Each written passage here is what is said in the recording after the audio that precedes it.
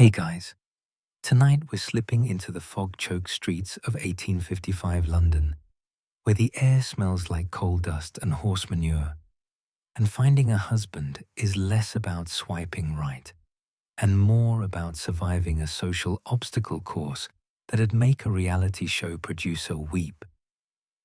Picture this. You're 22, corset squeezing your ribs, standing in a parlor that smells of beeswax and nervous sweat, waiting for a suitor who might just decide your entire future.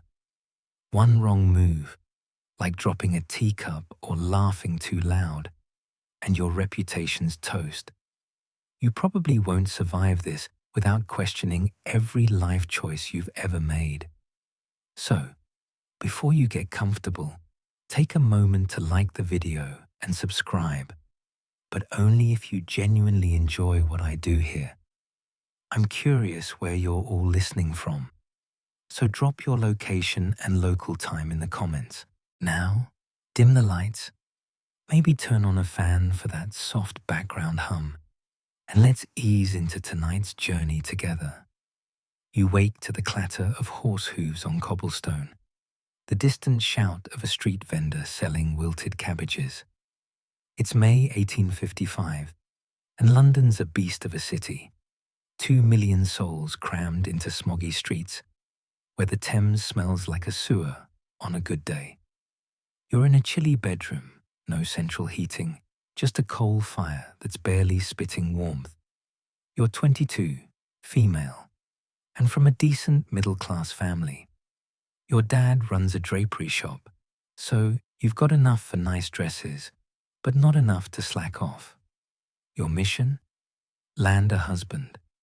Not just any husband, but one who's suitable. A word your mother says, like it's a prayer. Victorian courtship isn't about love at first sight. It's a chess game with 1,000 rules. One mainstream fact. Queen Victoria's marriage to Albert set the gold standard for domestic bliss, making every young woman dream of a respectable match. But here's a quirky tidbit. Some etiquette books suggested carrying a handkerchief scented with lavender to signal interest. Subtle, but the 19th century equivalent of a flirty emoji. Historians still argue whether these rules stifled genuine emotion or just made everyone better actors. You pull the scratchy wool blanket tighter, nose wrinkling at the faint river stink creeping through the window. Your maid, Eliza, shuffles in, her hands smudged with soot from lighting the downstairs fires. She's hauling a coal scuttle that weighs more than a small dog, and you wince watching her limp slightly, probably from years of lugging it. "Morning, miss," she mumbles, kneeling to coax a flame from the kindling. The room's still cold enough to see your breath, and you're already dreading the corset waiting on the chair. Your mother's voice drifts up the stairs, sharp and urgent. "Hurry, dear, the Thompsons are calling today." Your stomach flips. The Thompsons' son, Edward, 27, is a clerk with a shipping firm, freshly back from Calcutta. This isn't a casual tea party. It's an audition. You're not just serving scones. You're serving your future. If Edward likes you, he might ask to call again. If not, well, your mother's already got a backup list of bachelors, none of whom sound thrilling. Here's a joke to lighten the mood. Why did the Victorian lady always carry a fan? Because fainting was her cardio. You slide out of bed, feet hitting the icy oak floorboards. Eliza starts unlacing your nightgown. No privacy here, just routine. She's seen you bare more times than your mirror has. The chemise goes on first, a flimsy cotton thing, then the corset. Oh, the corset. It's whalebone and misery, cinching your waist until breathing feels like a suggestion. "Not too tight," you gasp. But Eliza just smirks. She knows fashion doesn't care about your lungs. By the time she's layered on petticoats and a navy wool dress with buttons that cost a month's wages, you're carrying 12 pounds of fabric. You glance at the mirror. Pale skin. Tans are for laborers. Dark hair pinned tight. Lips bare because makeup screams actress, and not the good kind. You're ready, or as ready as you'll ever be, to face Edward and his parents. The parlor awaits, and with it, a whole day of pretending you're effortlessly charming while your mother watches like a hawk. Good luck. You'll need it. You stand in your bedroom, the coal fire now crackling, but barely cutting the chill that clings to the stone walls. Eliza tugs the last petticoat into place, and you feel like a human layer cake, swaddled in fabric that's supposed to scream marriage material. Your navy dress, with its tiny mother-of-pearl buttons, hugs your frame just right. But every breath reminds you of the corset's iron grip. Today's the day the Thompsons arrive, and Edward, their son, is the main event. You're not just dressing for tea, you're dressing for judgment. One mainstream fact: Victorian women's fashion demanded an hourglass silhouette, with corsets often laced to reduce waists to 20 inches or less, even if it meant fainting at dinner parties. A quirky tidbit: some ladies used padding to fake a fuller bust, because even your anatomy had to lie for society's approval. Historians still argue whether these beauty standards empowered women by giving them control over their image or just trapped them in a cycle of physical torture. You glance at Eliza, who's pinning your hair into a tight chignon with curls framing your face. Modest, but just flirty enough to hint at youth. "What do you know about Edward?" you ask, voice low. She pauses, checking the door for eavesdroppers. "He's got a decent look, miss, and no gossip about gambling. But the cook says he's particular, likes his tea just so and won't touch mutton." You nod, filing that away. No mutton. Great. One less way to ruin everything. You're already imagining the parlor, where every word and gesture will be dissected like a frog in a science class. Your mother's been drilling you for weeks. Sit straight, smile softly, don't mention politics. A joke to ease the tension. Why did the Victorian lady wear so many petticoats? Because volume was her personality trait. Eliza hands you your gloves, white cotton, pristine, and you slip them on, fingers trembling slightly. The mirror shows a stranger, pale, composed, the perfect picture of innocence. But your stomach's doing somersaults. You head downstairs, the oak stairs creaking under your weight, which feels doubled by the bustle pad tied around your waist. The house smells of fresh polish and the lavender your mother sprinkles on the linens. In the kitchen, the cook is clanging pots, preparing scones and tiny sandwiches for the Thompsons' visit.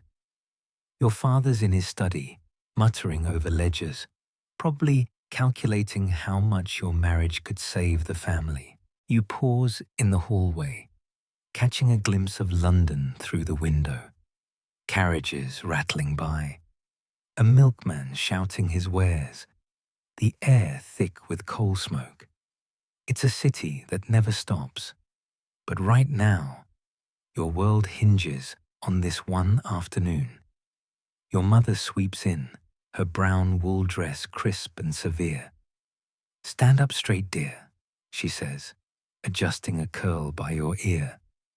The Thompsons are punctual, and Edward's particular about first impressions.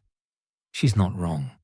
Punctuality was practically a religion in 1855. Being late could signal laziness, or worse, disrespect. Your mother's been corresponding with Mrs. Thompson, dropping hints about Edward's prospects, a steady job, a small inheritance, no scandalous habits. He's not a lord, but he's eligible, which is Victorian code for won't ruin us. You nod, trying to look confident, but your palms are sweaty inside your gloves. Don't fidget, your mother adds, as if she can read your mind. You force your hands to still, folding them in your lap like a proper lady. Another joke. What's a Victorian woman's worst nightmare? A suitor who notices her ungloved hand. The clock ticks toward 3, each second heavier than the last. You're stationed in the parlor, perched on a velvet settee that's more decorative than comfortable. The room's a showcase of your family's status. Polished mahogany table, fresh roses in a crystal vase, a rug that cost more than your father's monthly profits. Your mother sits nearby, needlework in hand, ready to play chaperone. Your father's still in his study. He'll join later, after the business talk with Mr. Thompson. You smooth your skirt, heart thudding. This isn't just tea. It's a performance, and you're the star. Or the sacrificial lamb, depending on how it goes. The doorbell chimes sharp and final, and you take a shallow breath. Corset be damned. Showtime. You're perched on the parlor's settee, the velvet scratching through your dress as the doorbell's echo fades. Your heart's hammering, but you keep your face serene, like you've practiced in front of the mirror 100 times. The Thompsons are here, and this is no casual tea. It's a high-stakes interrogation, disguised as polite chatter. Your mother's needle pauses mid-stitch, her eyes flicking to the door as footsteps approach. One mainstream fact: Victorian parlors were the courtship stage, designed to show off a family's wealth and respectability, with every detail from the wallpaper to the teacups screaming status.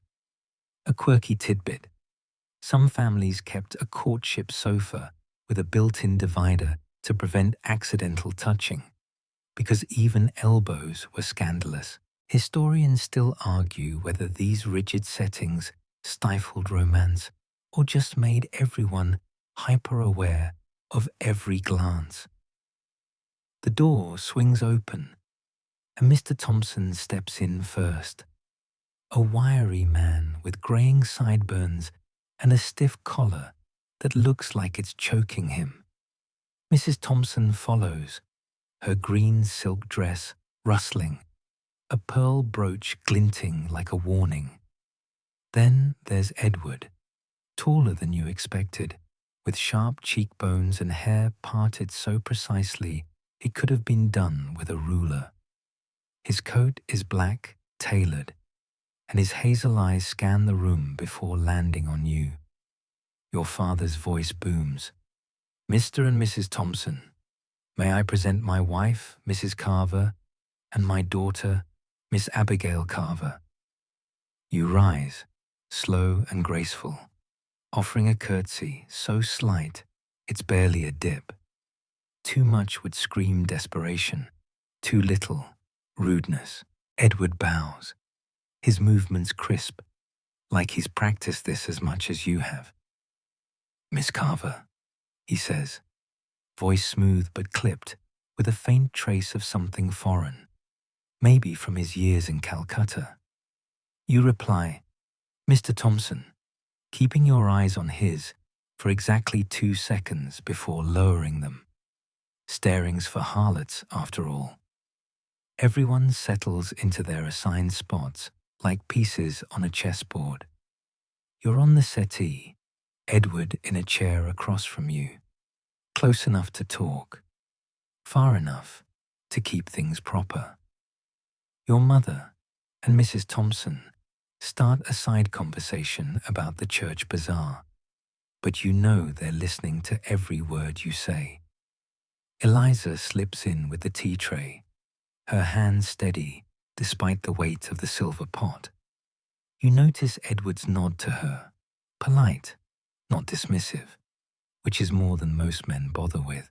You pour the tea, hand steady despite the corset's squeeze, and offer him a cup. "Sugar?" you ask, voice soft but clear.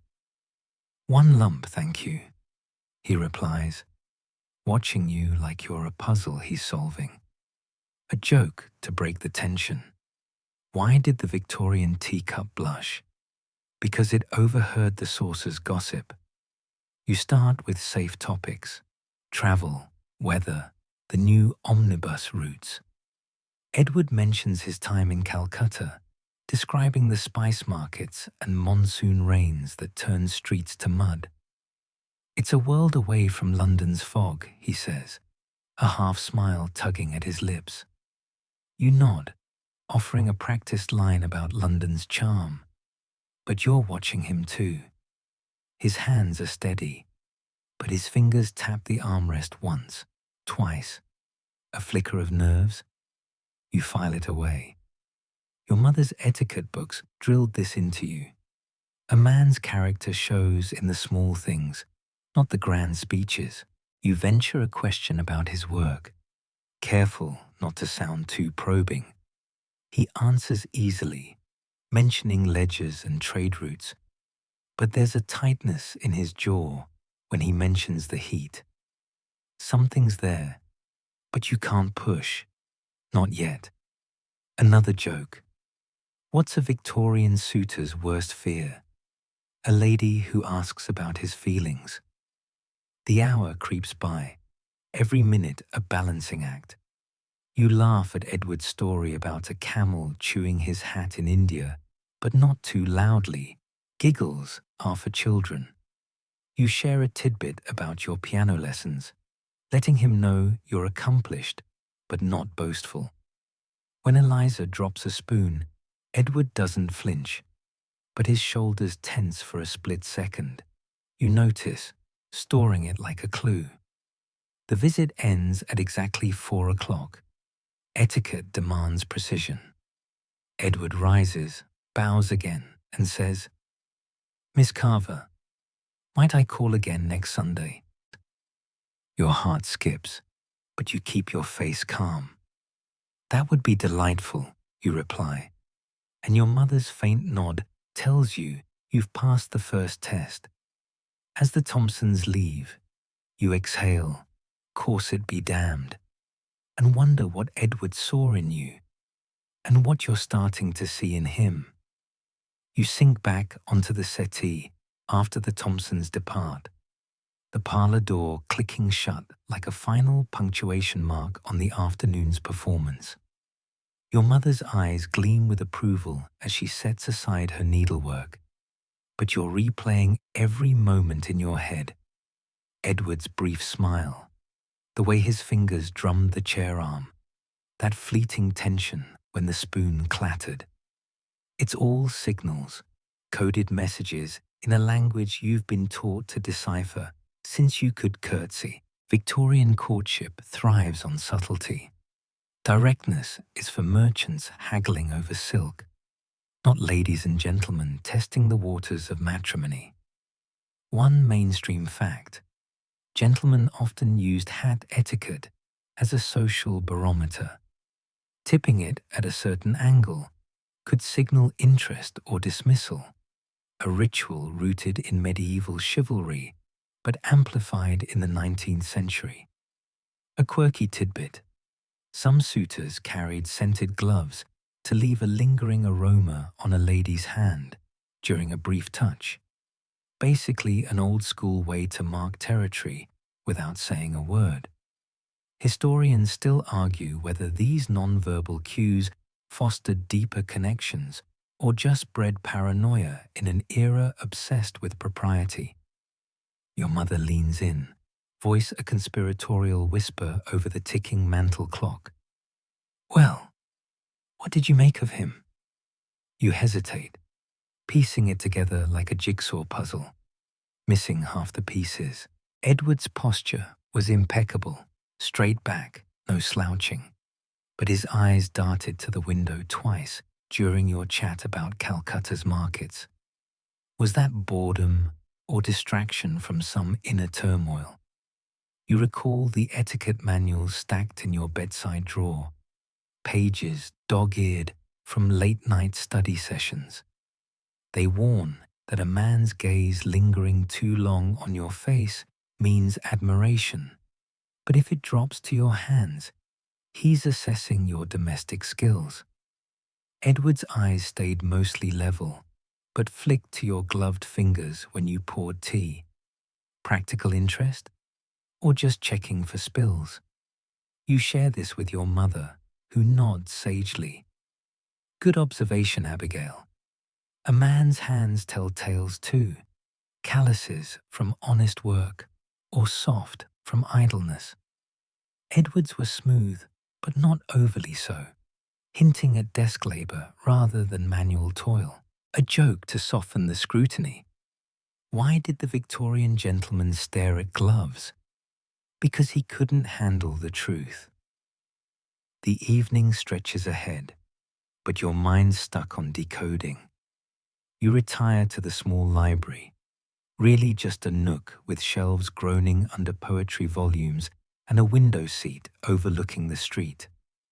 Outside, gas lamps flicker to life, casting golden pools on the cobblestones where a couple strolls arm in arm, chaperone trailing like a shadow. You pick up a book of verses, but the words blur as you replay Edward's laugh at your piano anecdote. Genuine, reaching his eyes, or polite theatre. Modern folks might text emojis to gauge vibes, but here, it's all in the tilt of a head or the pause before a reply. Your Aunt Lydia, visiting last week, shared a tale of a suitor whose constant hat fiddling signaled nerves, leading to a happy marriage. But fidgeting could also mean deceit, per the books. You sigh, the room's beeswax candle sputtering, filling the air with a warm, waxy scent that mixes with the faint coal smoke seeping through the cracks. This is the game. Read the signs right, and you win a husband. Misread, and you're labeled flighty or worse. Sunday dawns with a drizzle pattering the windows, turning London into a watercolor smear of greys and browns. Edward's calling again, as promised, and you're dressed in lighter muslin this time, pale lavender to suggest approachability without boldness. Eliza pins a fresh ribbon in your hair, muttering about the rain ruining curls. He'll bring flowers, mark my words, she says, winking. Sure enough, when he arrives at 2 sharp, Edward carries a modest bouquet of violets, a symbol of modesty and faithfulness you recall from your flower language primer. He hands them over with a bow, your gloved fingers brushing his for a heartbeat. Electric? Or just static from the wool carpet? You inhale the petal's sweet, earthy scent, hiding a flush. Violets suit you, he says, and there's a warmth in his tone that wasn't there last time. Signal decoded, affection budding. The visit unfolds in the parlor again, rain drumming a soft rhythm on the panes. Your mother sits farther back today, her needlework a pretense for eavesdropping. Edward talks more freely, describing a Calcutta festival with fireworks that lit the night like stars fallen to earth. You listen, nodding, but watch his hands, clasped loosely now, not tapping, relaxed or calculated. When you mention a recent novel you've read, carefully chosen, nothing too scandalous, he leans forward slightly, eyes brightening, interest in your mind, not just your manners. But then a thunderclap booms outside, and Edward startles, his teacup rattling in its saucer. His recovery's quick, a sheepish smile, but you catch it. Sensitivity to noise, perhaps from overseas chaos. You file that away, like a detective in one of those new sensation stories. A joke for the moment. Why did the suitor fear thunder?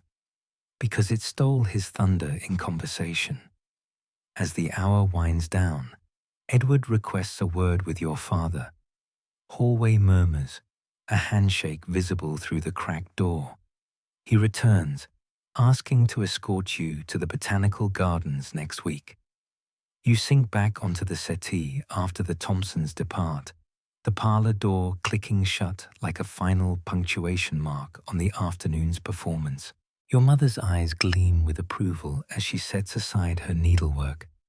But you're replaying every moment in your head. Edward's brief smile, the way his fingers drummed the chair arm, that fleeting tension when the spoon clattered. It's all signals, coded messages in a language you've been taught to decipher since you could curtsy. Victorian courtship thrives on subtlety. Directness is for merchants haggling over silk, not ladies and gentlemen testing the waters of matrimony. One mainstream fact: gentlemen often used hat etiquette as a social barometer. Tipping it at a certain angle could signal interest or dismissal, a ritual rooted in medieval chivalry, but amplified in the 19th century. A quirky tidbit: some suitors carried scented gloves to leave a lingering aroma on a lady's hand during a brief touch. Basically an old-school way to mark territory without saying a word. Historians still argue whether these non-verbal cues fostered deeper connections or just bred paranoia in an era obsessed with propriety. Your mother leans in, voice a conspiratorial whisper over the ticking mantel clock. Well, what did you make of him? You hesitate, piecing it together like a jigsaw puzzle, missing half the pieces. Edward's posture was impeccable, straight back, no slouching. But his eyes darted to the window twice during your chat about Calcutta's markets. Was that boredom or distraction from some inner turmoil? You recall the etiquette manuals stacked in your bedside drawer, pages dog-eared from late-night study sessions.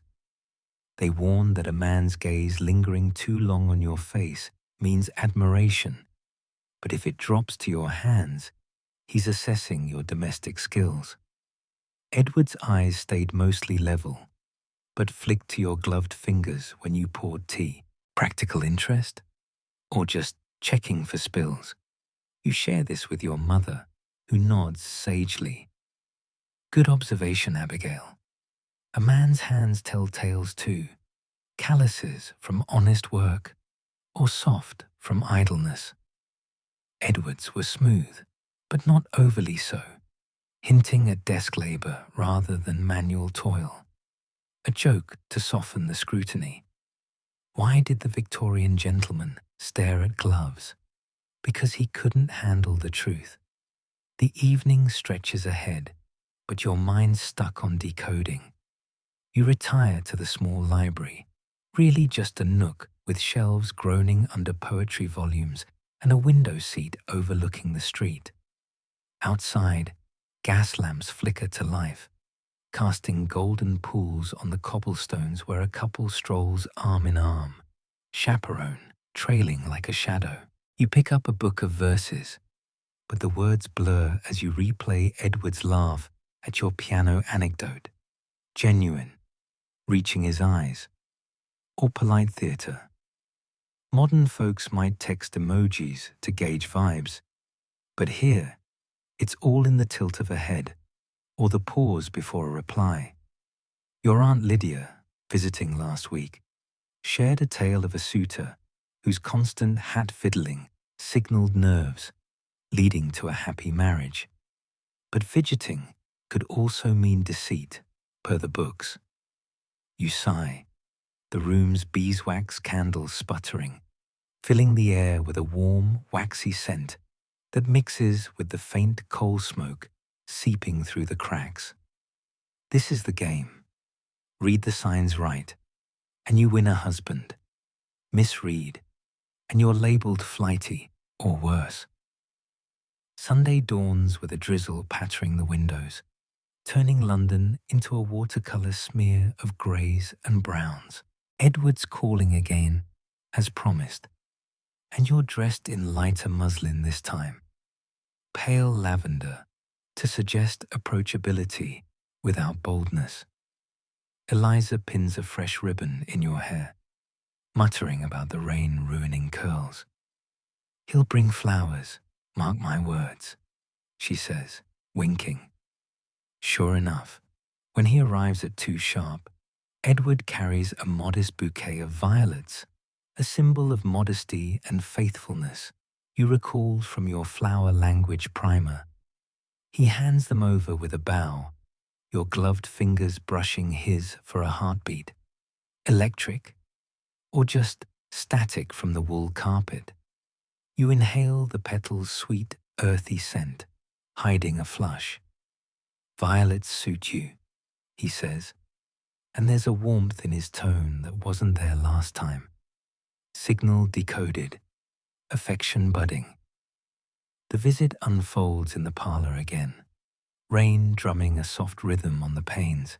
Your mother sits farther back today, her needlework a pretense for eavesdropping. Edward talks more freely, describing a Calcutta festival with fireworks that lit the night like stars fallen to earth. You listen, nodding, but watch his hands, clasped loosely now, not tapping, relaxed or calculated. When you mention a recent novel you've read, carefully chosen, nothing too scandalous, he leans forward slightly, eyes brightening. Interest in your mind, not just your manners. But then a thunderclap booms outside, and Edward startles, his teacup rattling in its saucer. His recovery's quick, a sheepish smile. But you catch it, sensitivity to noise, perhaps from overseas chaos. You file that away, like a detective in one of those new sensation stories. A joke for the moment. Why did the suitor fear thunder? Because it stole his thunder in conversation. As the hour winds down, Edward requests a word with your father. Hallway murmurs, a handshake visible through the cracked door. He returns, asking to escort you to the botanical gardens next week, with chaperone, of course. Your pulse quickens. This ups the ante, a public signal of intent.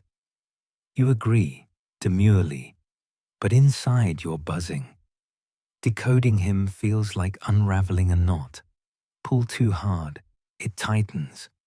Gentle tugs reveal the threads. That night, in bed with the rain's lullaby, you ponder the violets wilting on your dresser. Flowers fade, but signals linger, shaping what might become your shared future. Chaperone, of course. Your pulse quickens. This ups the ante, a public signal of intent. You agree, demurely, but inside you're buzzing. Decoding him feels like unraveling a knot. Pull too hard, it tightens. Gentle tugs reveal the threads. That night, in bed with the rain's lullaby, you ponder the violets wilting on your dresser. Flowers fade, but signals linger, shaping what might become your shared future. You wake the next morning with the violet's scent still clinging to your pillow, a reminder of Edward's visit that lingers like a half-forgotten dream. The rain has cleared, leaving London sparkling under a rare blue sky, but your thoughts are clouded with the weight of what comes next. That request to visit the botanical gardens is no small thing.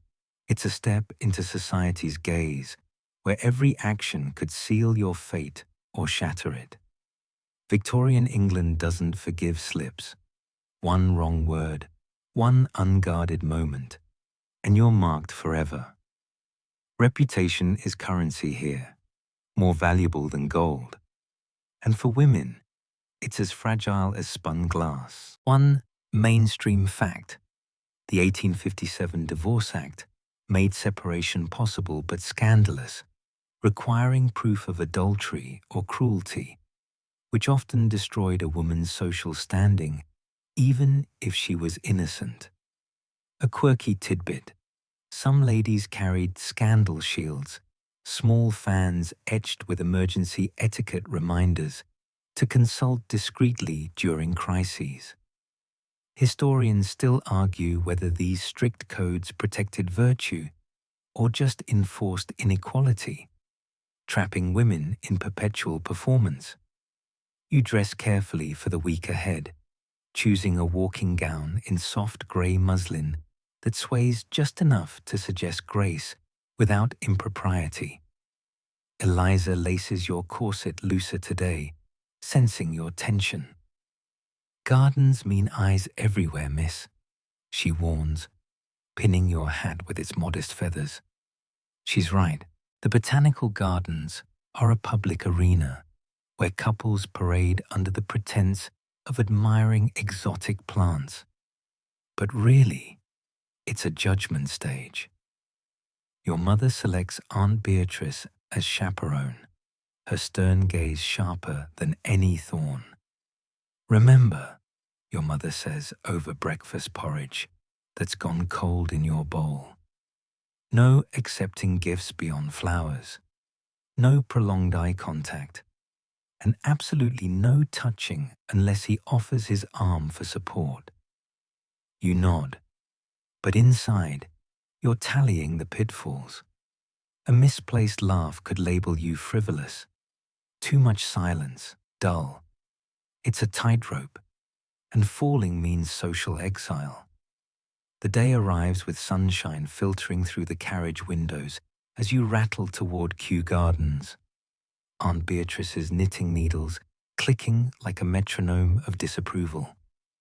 Edward meets you at the entrance, hat in hand, his smile warmer than last time. He offers his arm properly, and you take it lightly, feeling the wool of his sleeve under your gloved fingers. The gardens burst with color. Towering palms from distant colonies, orchids that smell of vanilla and mystery, paths lined with benches where other couples sit under watchful eyes. You stroll, Edward pointing out a rare fern from his Calcutta days. It thrives in humidity that would wilt anything English, he says, and you catch a wistful note in his voice. Is that homesickness for abroad, or relief to be back? You respond with a comment on London's hardy roses, keeping it light, but your mind races. Society's rules demand you reveal just enough to intrigue, not enough to expose. Aunt Beatrice trails a few paces behind, her ears perked like a fox. You know stories of girls ruined by less. A stolen kiss behind a greenhouse, whispered about in drawing rooms until no decent man would call. Your cousin Emily faced that last year, a suitor's bold letter intercepted by her father, and suddenly she was compromised, shipped off to relatives in the country. No trial, no appeal. Gossip did the damage. You glance at Edward, wondering if he knows the stakes. He seems steady, guiding you around a puddle with gentle care. But what if he pushes boundaries? A joke to ease your nerves. Why did the Victorian lady avoid the greenhouse? Because scandals grow faster than weeds. As you pause by a lily pond, ripples catching the sun, Edward ventures deeper conversation. What do you dream of, Miss Carver? He asks, eyes on the water. It's a risky question. Dreams can reveal too much. You answer carefully. Travel to see Paris's boulevards, perhaps, or master watercolor beyond parlor sketches. He nods, sharing his ambition for a senior post in trade, building stability. But then a child nearby shrieks in play, and Edward tenses again, his arms stiffening under yours. You pretend not to notice, but it gnaws at you. Wariness from his travels? Or something darker? The rules say don't pry, but curiosity bubbles. Aunt Beatrice clears her throat, a subtle warning, and you steer back to safer topics, like the weather's unpredictability. The outing ends without incident, Edward bowing farewell with a promise of another call. Back home, your mother interrogates over tea. Did he behave? You assure her, yes, but omit the personal questions. That night, in bed with the city's hum outside, you ponder the unforgiving web of expectations. One misstep, a gift accepted too eagerly, a walk without a chaperone, and doors slam shut. Families disown, friends vanish, leaving you to spinsterhood or worse, a hasty match with someone unsuitable. Yet these rules also protect, a shield against hasty hearts. Edward seems genuine, his signals aligning with hope, but doubt lingers. What if you misjudge, and society's hammer falls? Weeks blend into routine visits, each layered with potential peril. Edward calls Sundays, bearing modest tokens like a poetry pamphlet. No jewelry, nothing implying commitment yet. You discuss books, music, always under your mother's eye. But one afternoon, he suggests a solo stroll in the garden. Your heart leaps, but rules scream no.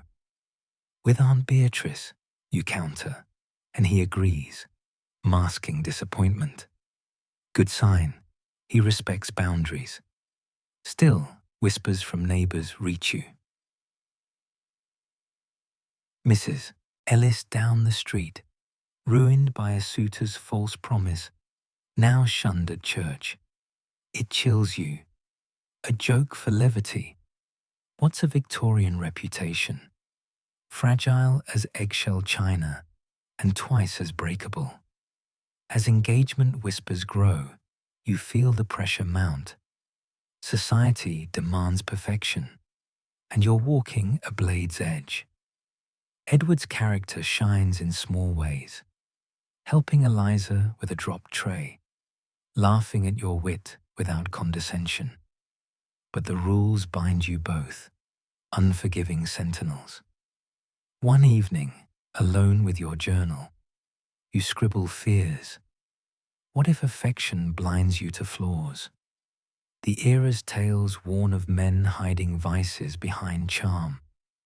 Yet hope flickers. Perhaps these constraints forge stronger bonds, weeding out the weak.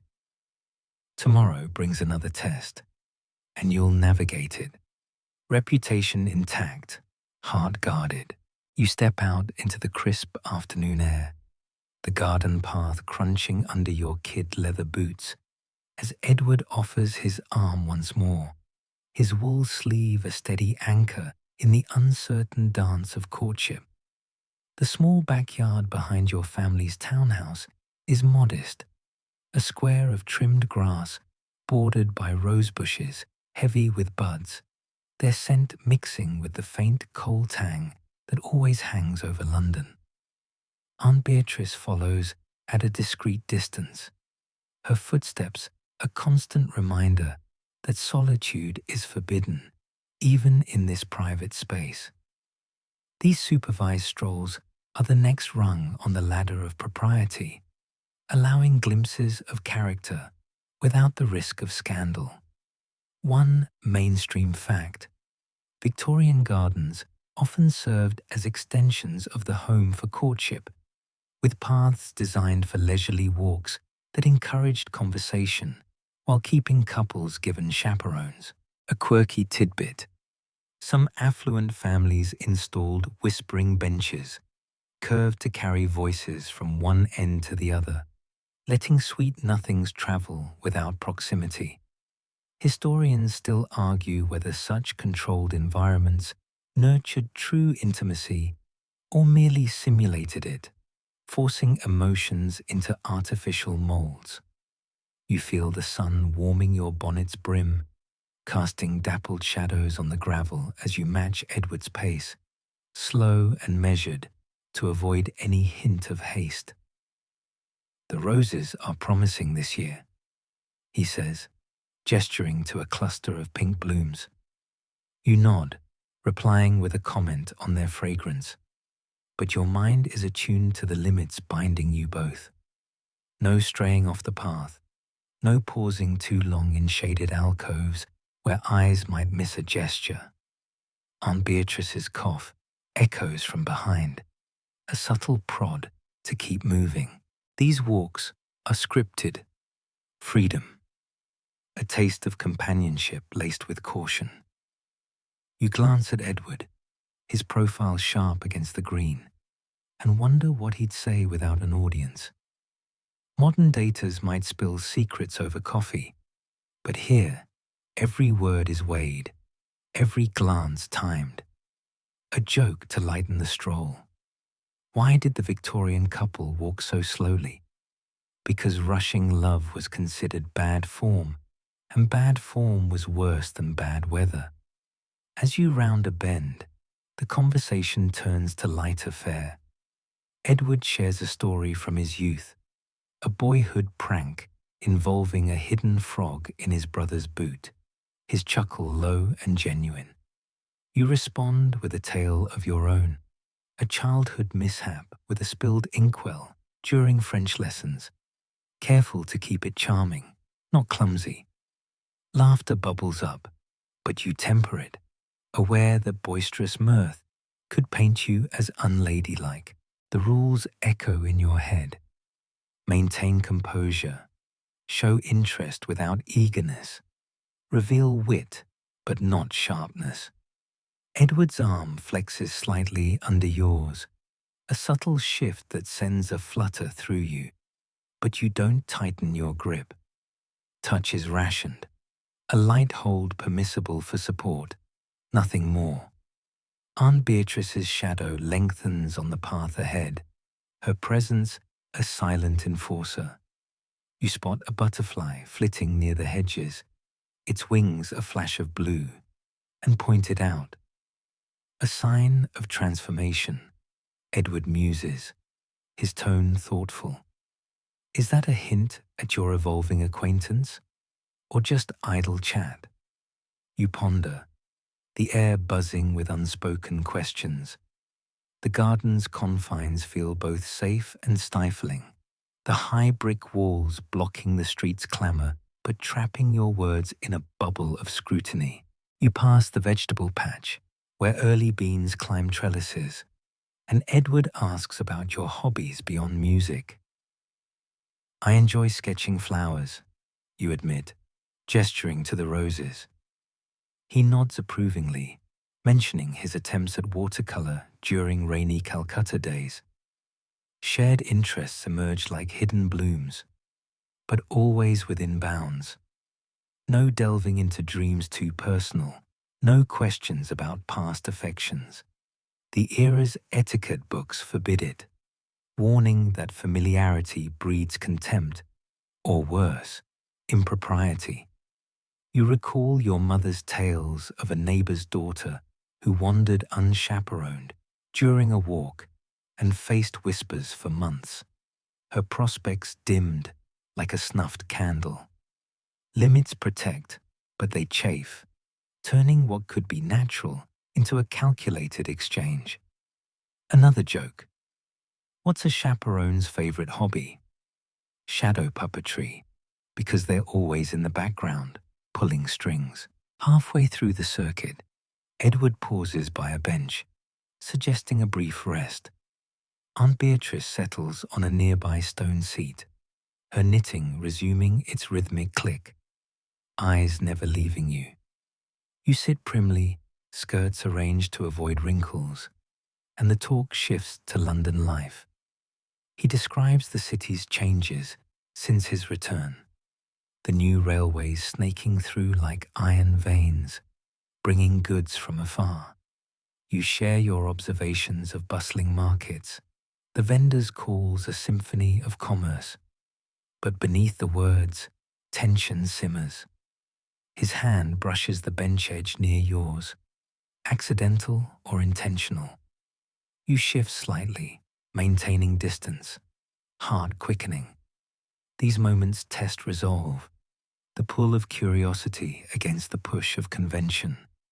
The sun dips lower, casting long shadows that mirror the elongated pauses in conversation. Edward's voice softens when he speaks of isolation overseas, a vulnerability peeking through his composed facade.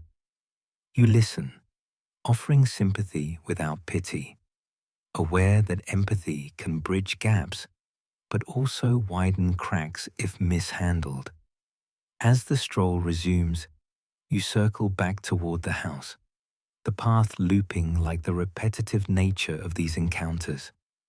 Each walk builds layers, revealing facets of Edward, his dry humor, his thoughtful pauses, the occasional faraway look that hints at unspoken burdens. But supervision tempers it all. Aunt Beatrice's presence, a constant brake on momentum. You wonder if a true connection can flourish under such watch, or if it's doomed to surface-level politeness. The garden gate looms, signaling the end, and Edward bows slightly. Until next time, Miss Carver. You curtsy, the ritual familiar yet charged. Back inside, your mother awaits debriefing over tea, her questions probing for any breach. He seems steady, she concludes, but you sense her weighing the risks. Limits define this phase, a cage gilded with possibility. The following Sunday brings another walk, this time with a drizzle misting the air, turning the garden into a glistening haven. Edward arrives with a parasol for you, acceptable under the weather's excuse, his thoughtfulness noted. You link arms again, the fabric damp but warm from his proximity. Conversation flows easier now, touching on books you've both read, debates on Dickens' latest serialized tale. He laughs at your quip about a character's folly, the sound rich and unforced. But Aunt Beatrice's umbrella bobs behind, a reminder not to linger. You spot a snail trailing silver on a leaf, and Edward kneels briefly to examine it, his curiosity childlike. Nature's slow march, he says, standing. A metaphor for your courtship? Perhaps. The limits feel less oppressive today, more like guidelines shaping something solid. By midweek, anticipation builds for the next outing. You practice phrases in your mirror, refining your poise.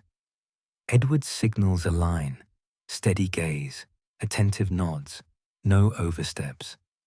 But doubt creeps in during quiet moments. What if the supervision masks his true self? Stories circulate of men charming in company, but tyrants alone. You push it aside, focusing on the positives. A final joke. Why do chaperones love gardens? Because they get to rise to the occasion and weed out trouble. These walks with limits weave a tapestry of tentative trust, each step forward guarded but genuine. The garden's scents fade as evening falls, but the memory of Edward's arm lingers, a promise within constraints. You sit at your small writing desk, the lamplight casting a warm glow over the blank page before you. The house quiet except for the distant clatter of dishes from the kitchen. Edward's last garden walk left a faint warmth in your chest. But now, with him away on business in Bristol, you're turning to paper to bridge the gap.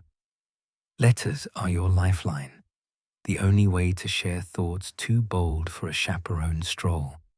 Yet each word must be crafted with care. One misstep could spark gossip, or worse, end the courtship.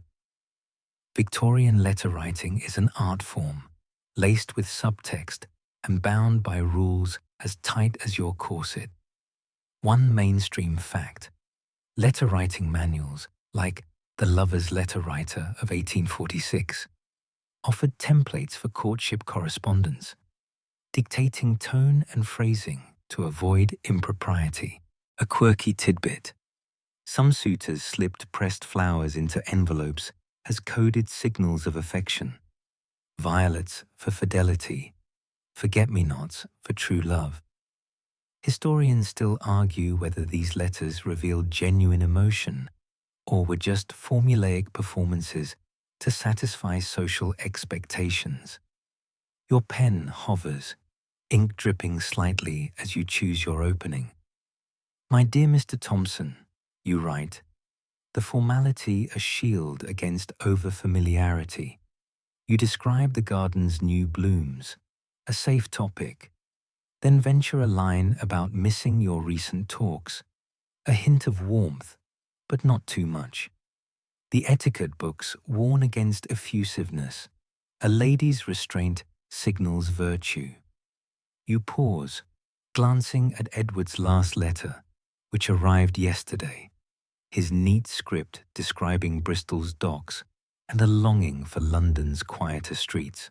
His words felt earnest, a crack in his polished reserve, and you wonder if he's decoding your letters as obsessively as you do his. A joke to lighten your mood. Why did the Victorian letter blush? Because it was caught expressing feelings without a chaperone. You dip your pen again, the scratch of the nib on paper soothing in the silent room. The air smells of wax and the lavender sachet tucked in your desk drawer, a nod to those scented glove tricks you've read about. You write of a book you're reading, Jane Eyre, careful to frame it as intellectual interest, not scandalous indulgence.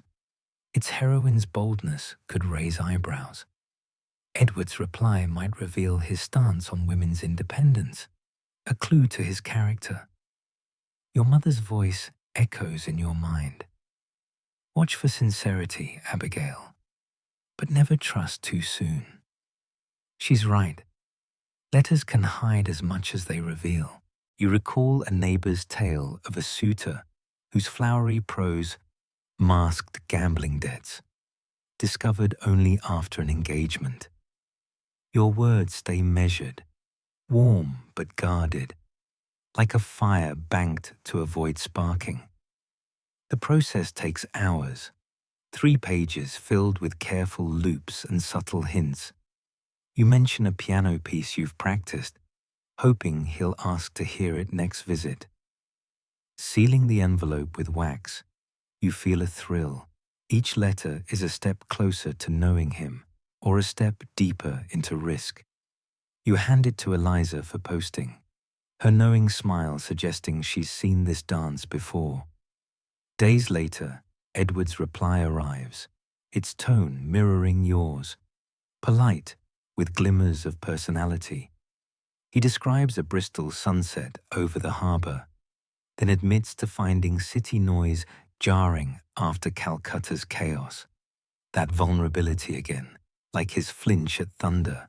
You tuck the letter away, heart quickening, and pen a response that night, sharing a memory of a childhood picnic, testing if he'll reciprocate with more of himself. Another joke. What's a Victorian suitor's favourite stationery? The kind that doesn't spill his secrets. Weeks pass, letters piling up like stepping stones across a river of formality. Edwards grow bolder, mentioning dreams of a stable home, a subtle nod to marriage. Yours hints at ambitions, travel, perhaps sketching foreign landscapes, gauging his reaction. The paper becomes a safe space where you can flirt with ideas too daring for the parlour. One letter arrives with a pressed pansy, its purple petals a whisper of affection. Your mother approves but warns, no gifts beyond flowers until engagement. You nod, but the pansy sits on your desk, a fragile emblem of something growing. You write back, enclosing a sprig of rosemary for remembrance, a calculated risk that feels reckless in the candlelight. One evening, Edward's letter takes a new tone, describing a fever he survived in India, the loneliness of recovery far from home. It's the most personal he's been, and your reply shares a childhood fear of thunderstorms, a confession you've never voiced aloud. The exchange feels like a bridge, fragile but real, spanning the gap between propriety and intimacy. You imagine modern couples texting feelings freely, no fear of a maid intercepting their words. Here, every letter risks exposure, yet the danger sharpens the thrill. Your mother, reading over your shoulder once, nodded approval, but cautioned against haste. Words are cheap, Abigail. Watch his actions. She's not wrong. Letters can lie, but they also peel back layers, revealing Edward's quiet humor and thoughtful pauses in ways parlor chats can't. By the fifth letter, you're bold enough to ask about his plans post-Bristol. His response is prompt, mentioning a promotion that could mean a Kensington house, a detail that sends your pulse racing. It's practical, yes, but also a signal. He's thinking of a future that includes you. You reply with thoughts on London's seasons, weaving in a hope for shared walks in spring. The letters are a dance, each step closer to commitment, but always within bounds. A final joke. Why did the Victorian lady love letters? Because they let her heart speak without breaking curfew.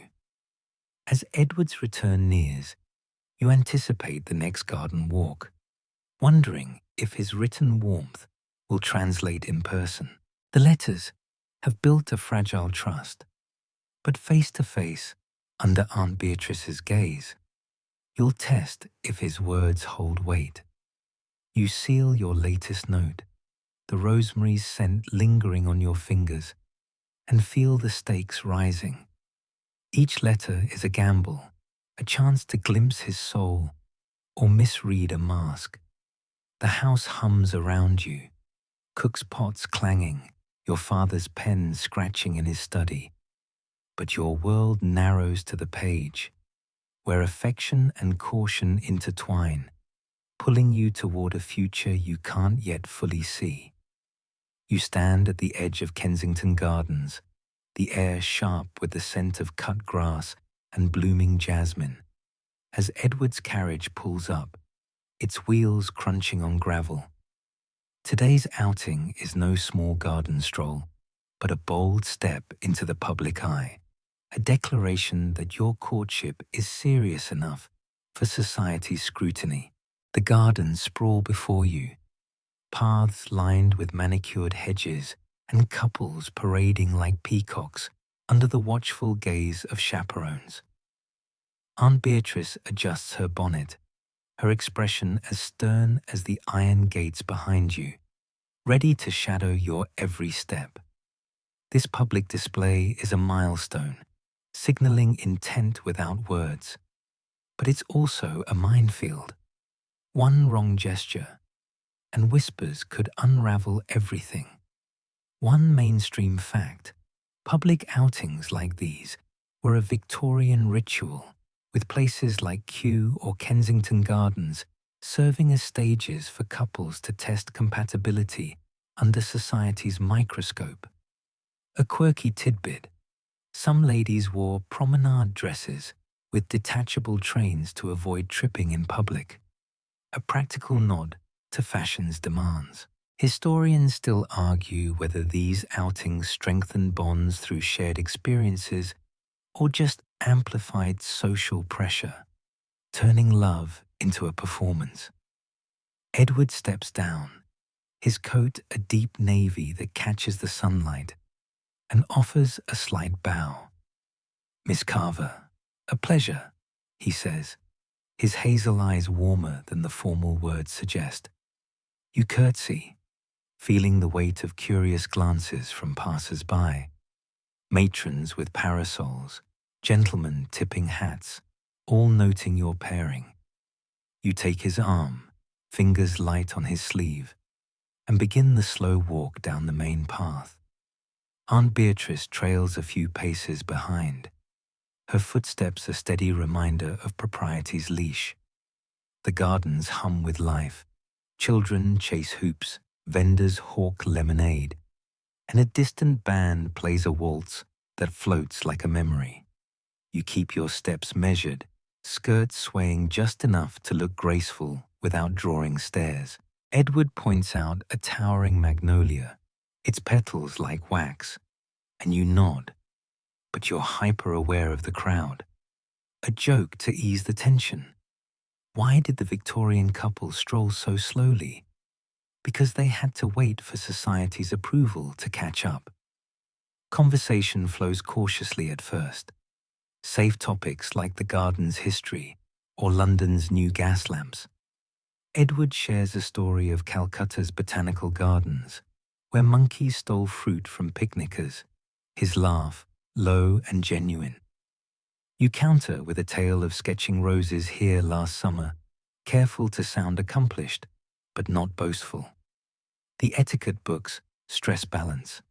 Show wit, not arrogance. Interest, not obsession. You notice how Edward nods to a passing maid with a tray, a small courtesy most gentlemen skip. It's a good sign, but you're still decoding his every move. His hand steadies yours over an uneven path, a permissible touch that sends a spark through your glove. Is it deliberate?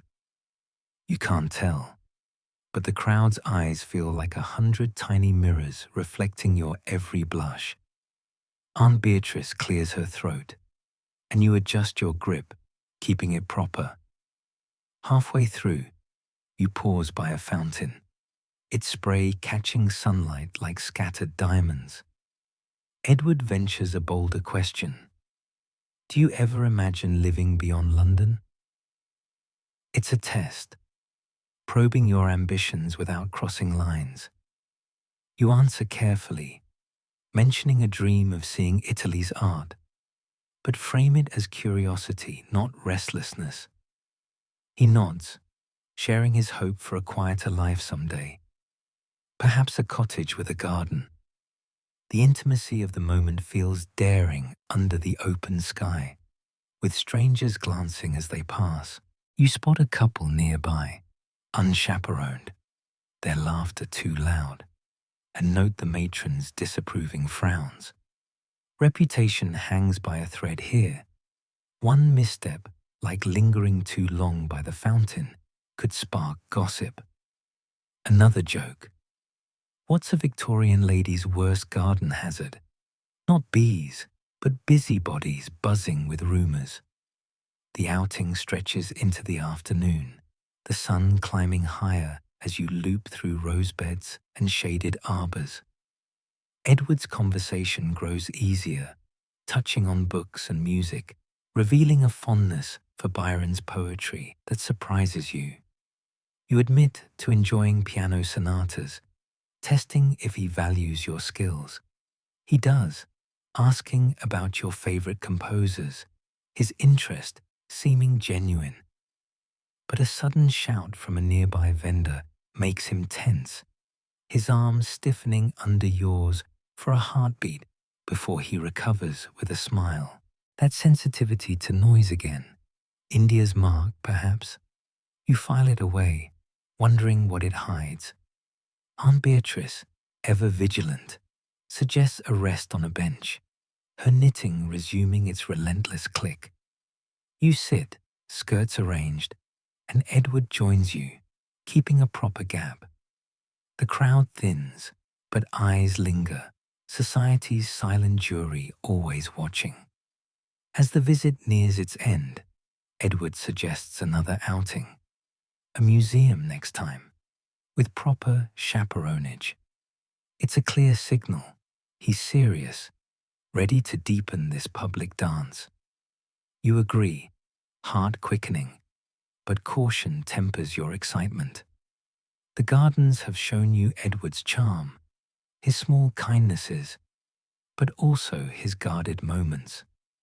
Back home, your mother pounces with questions. Did he behave? Were you seen? You assure her all was proper, but the weight of the day settles in. Public outings amplify everything: affection, risk, scrutiny, a final joke. Why do Victorian couples love gardens? Because love blooms, but gossip grows like weeds. That night, in your room with the city's hum outside, you journal about the day, the fountain's sparkle, and Edward's fleeting tension vivid in your mind. This outing was a declaration, a step toward commitment, but it also exposed you to society's relentless gaze. Each public moment builds your bond, yet sharpens the stakes. Edward's signals, his steady arm, his thoughtful questions, point to sincerity, but doubts whisper.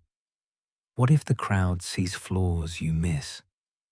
The next outing looms, promising more clues, more risks, and a chance to test if this public stage can nurture something real. You sit in the parlor, the afternoon light filtering through lace curtains, casting intricate patterns on the polished floor, like a secret code waiting to be unraveled. Edward's latest visit has just ended, but before he left, he pressed a small package into your hands, a modest velvet pouch tied with a silk ribbon. A token of my regard, he said, his voice low, eyes meeting yours for a beat longer than usual. Your fingers tremble slightly as you untie it now, alone with your mother's approving nod from across the room. Inside is a delicate brooch, silver filigree shaped like a forget-me-not, its tiny blue enamel petals catching the light. Gifts in this era are loaded with meaning, each one a step toward deeper ties, but they come with risks, one too lavish, and it screams presumption, too simple, indifference. This brooch feels just right, a hint of commitment without overstepping. One mainstream fact: Victorian jewelry often carried symbolic language, with forget-me-nots representing true love and remembrance, popularized by Queen Victoria's mourning pieces after Prince Albert's death. A quirky tidbit: some gentlemen hid love notes in hollow lockets, a sneaky way to whisper affections past censors like parents or maids. Historians still argue whether these symbolic gifts fostered emotional depth or just added another layer of coded pressure to an already rigid courtship system. Your mother leans forward, her tea forgotten. It's lovely, Abigail, but remember, no wearing it until he's spoken to your father. You nod, turning the brooch over in your gloved palm, feeling its cool weight. The rules are clear: accept flowers freely, but anything permanent, like jewelry, signals engagement territory. Edward's choice whispers intent.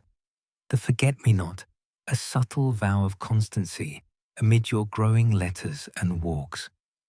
You recall his letter mentioning a similar flower in Calcutta's markets, linking it to thoughts of home, and now, perhaps, to you. It's a deeper commitment, this token, pulling you closer to a future where such gifts become everyday. But doubt flickers. Is it genuine or a calculated move? You pin it carefully to your dress for a moment, admiring the mirror's reflection, then remove it, tucking it away. A joke to calm your racing thoughts. Why did the Victorian brooch blush? Because it knew it was pinning down a heart. The next day, you write Edward a thank you note, words chosen like jewels, grateful but reserved, mentioning how the brooch reminds you of garden blooms. Letters have become your ritual, but this gift adds weight, making each phrase feel like a promise. You seal the envelope, the wax warm under your thumb, and hand it to Eliza, who winks. He's serious now, miss. She's right. Gifts escalate things, hinting at exclusivity. Your mother's etiquette books warn of gift traps, where accepting implies encouragement, potentially leading to rushed proposals or broken hearts. You ponder Edward's motives as you stroll the house, the brooch's pouch in your pocket, a constant reminder. His signals align, thoughtful letters, respectful walks, now this. But what if it's too soon? Society's eyes would judge a hasty match as desperate. Weeks later, another visit brings a second token, a leather-bound book of poetry, slim enough to suggest modesty, its pages edged in gold. Edward presents it with a bow, his fingers brushing the cover. I thought of your love for verses, he says, a warmth in his tone that makes your cheeks heat. You accept with thanks, but your mother's glance reminds you. Books are borderline, implying shared intellect, but risking familiarity. The poems inside are romantic, hints of longing woven through sonnets, each line a veiled message. You read one aloud later, alone in your room, the words stirring something new, a deeper pull toward him. This gift hints at commitment, a step beyond flowers, suggesting he sees a future of shared evenings by the fire, discussing lines like these. A joke for the moment. What's a Victorian gift's favorite game? Hide and seek meanings. Your reply letter thanks him effusively but carefully, quoting a poem back to show engagement without boldness. The exchange feels intimate, the book a tangible link when he's away. But gifts carry shadows. You recall a friend's story of a suitor whose lavish handkerchief led to rumors of over-eagerness, scuttling the match. Edward's choices feel balanced, each one building trust. During your next walk, he mentions the brooch, asking if it pleased you.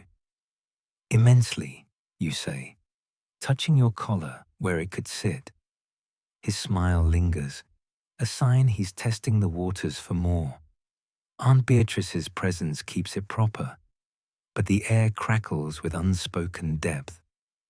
As summer fades, another token arrives via post, a pressed leaf from a Bristol oak, enclosed in a note about strength and endurance. It's subtle, cheaper than jewels, but rich in meaning, hinting at lasting roots. You add it to your collection, the pouch now holding a brooch, a book, and a leaf, a timeline of his growing regard. Your mother approves, seeing stability in his restraint. He's not flashy, she says over tea. You agree, but wonder if these hints mask hesitancy. The gifts deepen your bond, each one a layer of commitment, pulling you toward engagement. Yet they demand reciprocity. You consider a small sketch of the gardens, a token of your own to test his reaction. One evening, Edward calls unexpectedly, bearing a final hint, a silk ribbon for your hair, blue to match the brooch. For remembrance, he says softly, his hand lingering near yours. The gesture feels pivotal, a bridge to a proposal. You accept, heart pounding, aware this could seal things. Later, in bed with the ribbon on your pillow, you reflect on the hidden meanings weaving through your courtship. Gifts have hinted at his heart, but also tested yours. A last joke. Why do Victorian tokens whisper? Because shouting affections would shatter the teacups. These exchanges have transformed tentative affection into something solid, each gift a promise of deeper ties. Edward's choices reveal thoughtfulness, a man who values subtlety over show. As you drift to sleep, the brooch's weight in your mind feels like destiny, hinting at a commitment ready to bloom. You pace the parlor floor, the oak planks creaking softly under your boots, the sound echoing like a heartbeat in the quiet house. Thunder rumbles outside, rain lashing the windows in sheets that blur the street lamps into hazy glows. It's past 8, far too late for callers, yet the doorbell's ring still vibrates in your chest. Edward's unexpected arrival, soaked from the storm, his coat dripping on the hall rug, signals something monumental. Your father ushers him into the study, their voices a low murmur through the closed door, while you sit with your mother, embroidery forgotten in your lap.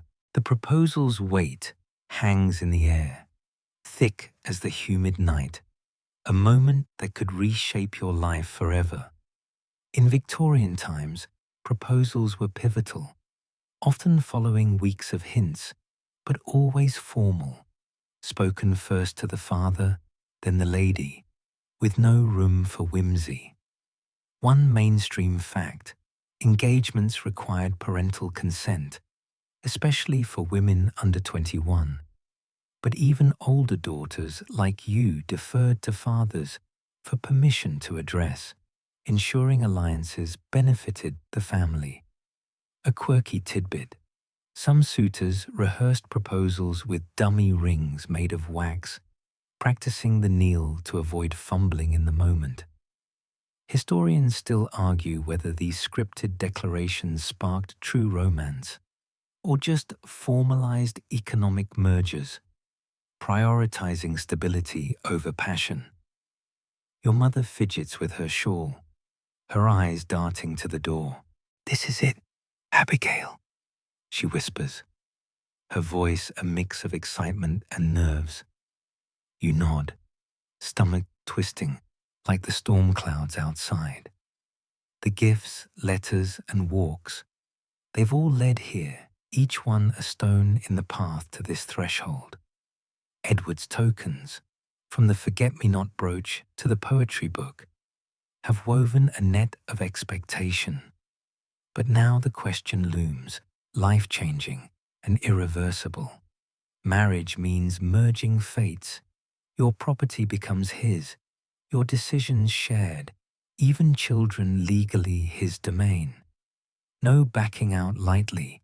Divorce is rare, scandalous, a social death sentence. You smooth your skirt, the wool warm under your palms, and wonder if you're ready for the weight. A joke to steady your breath. Why did the Victorian suitor bring an umbrella to propose? Because rejection could rain on his parade. The study door opens, and your father emerges with a satisfied nod. "Abigail, Mr. Thompson wishes to speak with you tomorrow at 2. Your mother will be present." The words land heavily, confirming what the storm visit implied. He's asked for your hand. Sleep evades you that night. The rains patter a restless lullaby, your mind replaying Edward's signals, the warmth in his letters, the thoughtfulness of his gifts, that vulnerability in his stories. By morning, the sky clears to a watery blue, but your nerves storm on. You change dresses twice, settling on soft rose muslin that flatters without trying too hard, hair pinned with the ribbon he gave. Eliza laces your corset gently, sensing the occasion. "You'll do fine, miss," she murmurs, but her words barely dent your anxiety. The clock ticks toward 2. each chime a step closer to transformation. Edward arrives precisely on time, his black coat pristine, a small box in his pocket that bulges slightly. He bows formally, but his eyes hold a softness you've glimpsed in unguarded moments.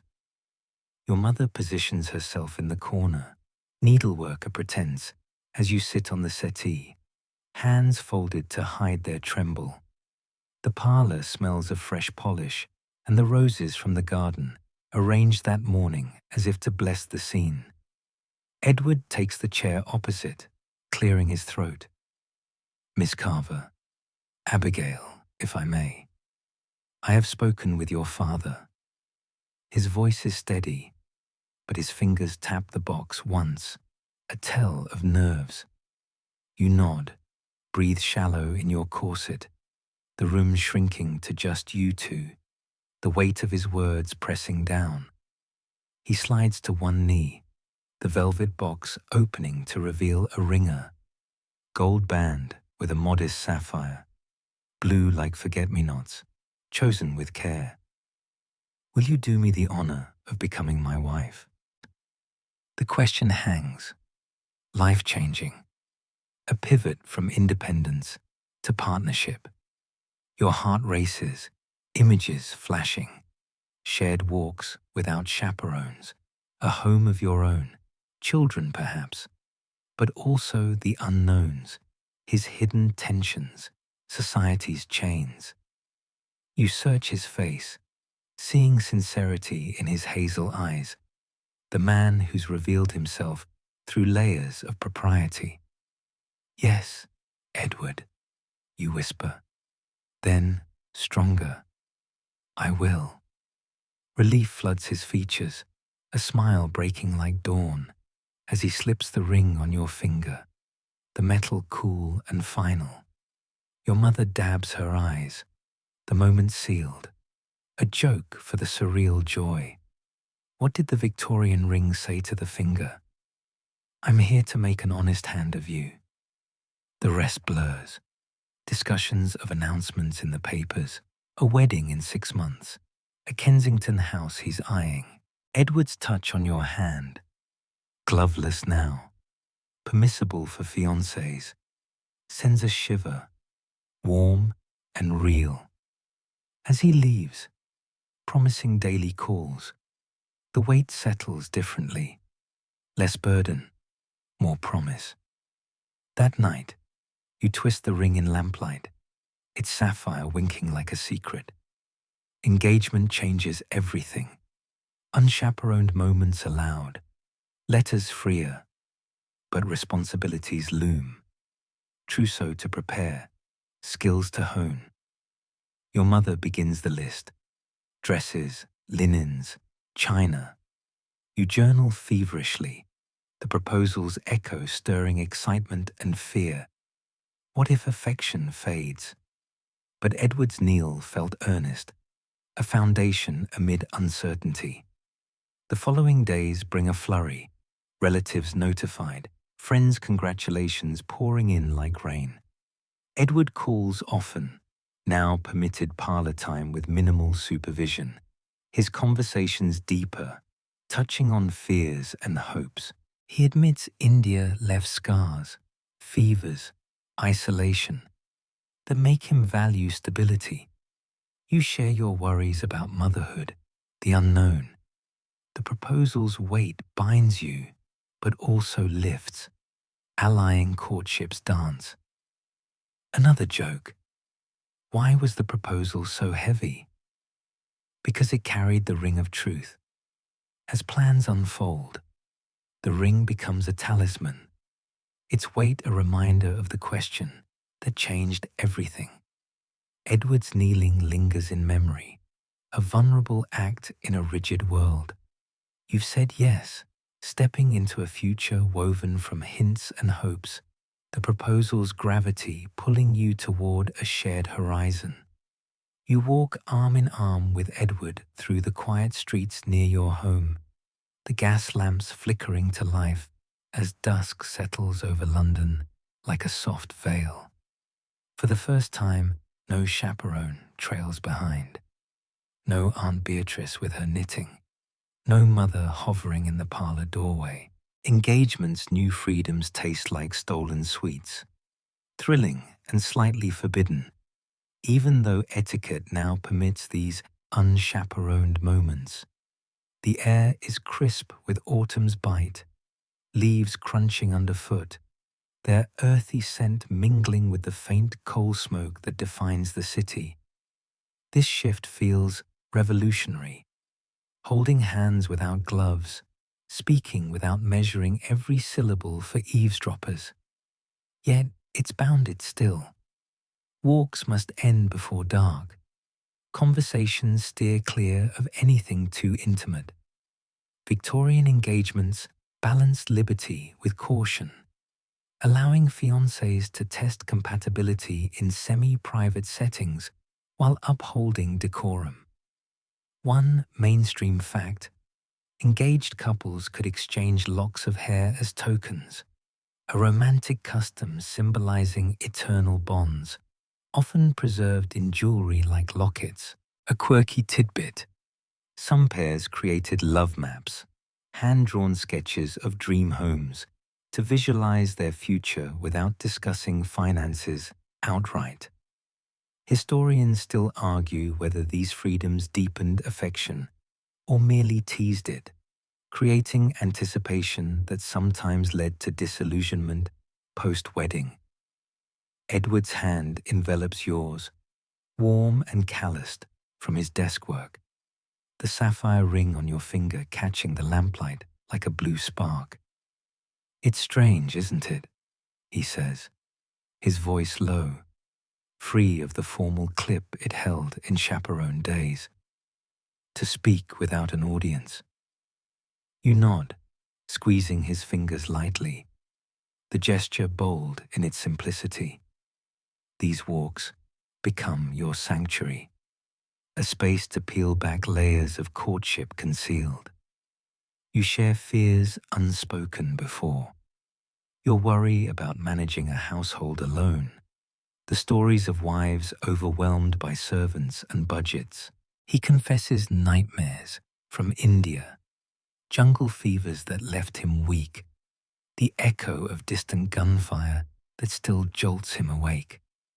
His vulnerability surprises you, a man shedding society's armor in twilight's shadow, a joke to lighten the revelations. Why did the engaged couple hold hands? Because letting go felt like losing the plot.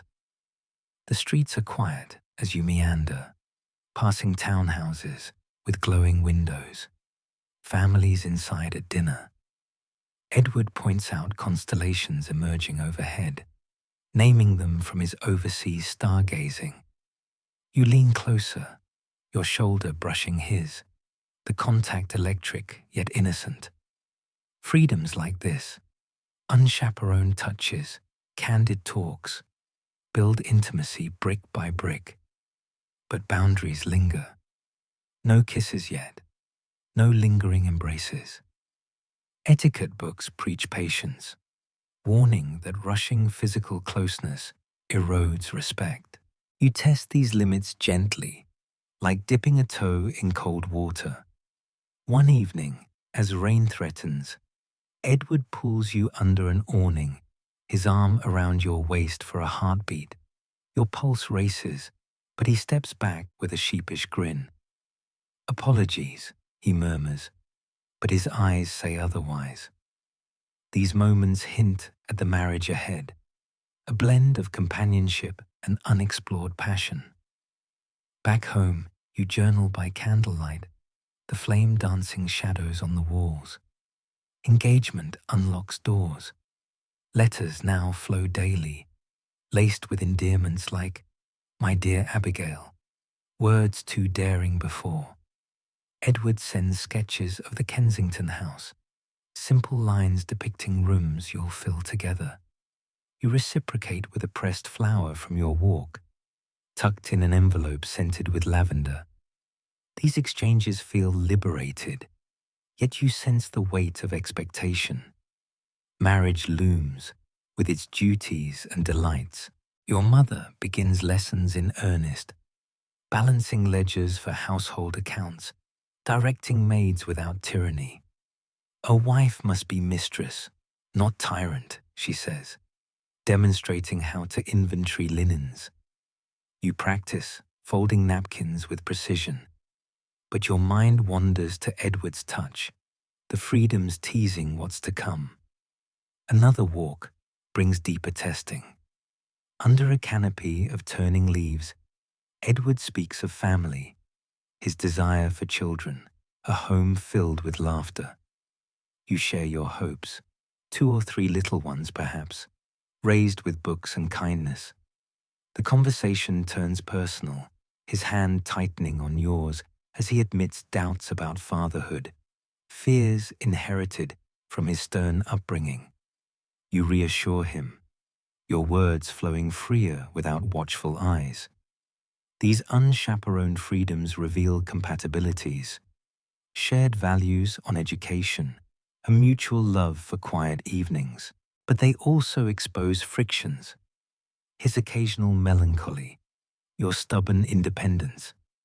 You argue lightly over a novel's ending, voices rising then falling in laughter, the exchange raw and real, a joke amid the tension.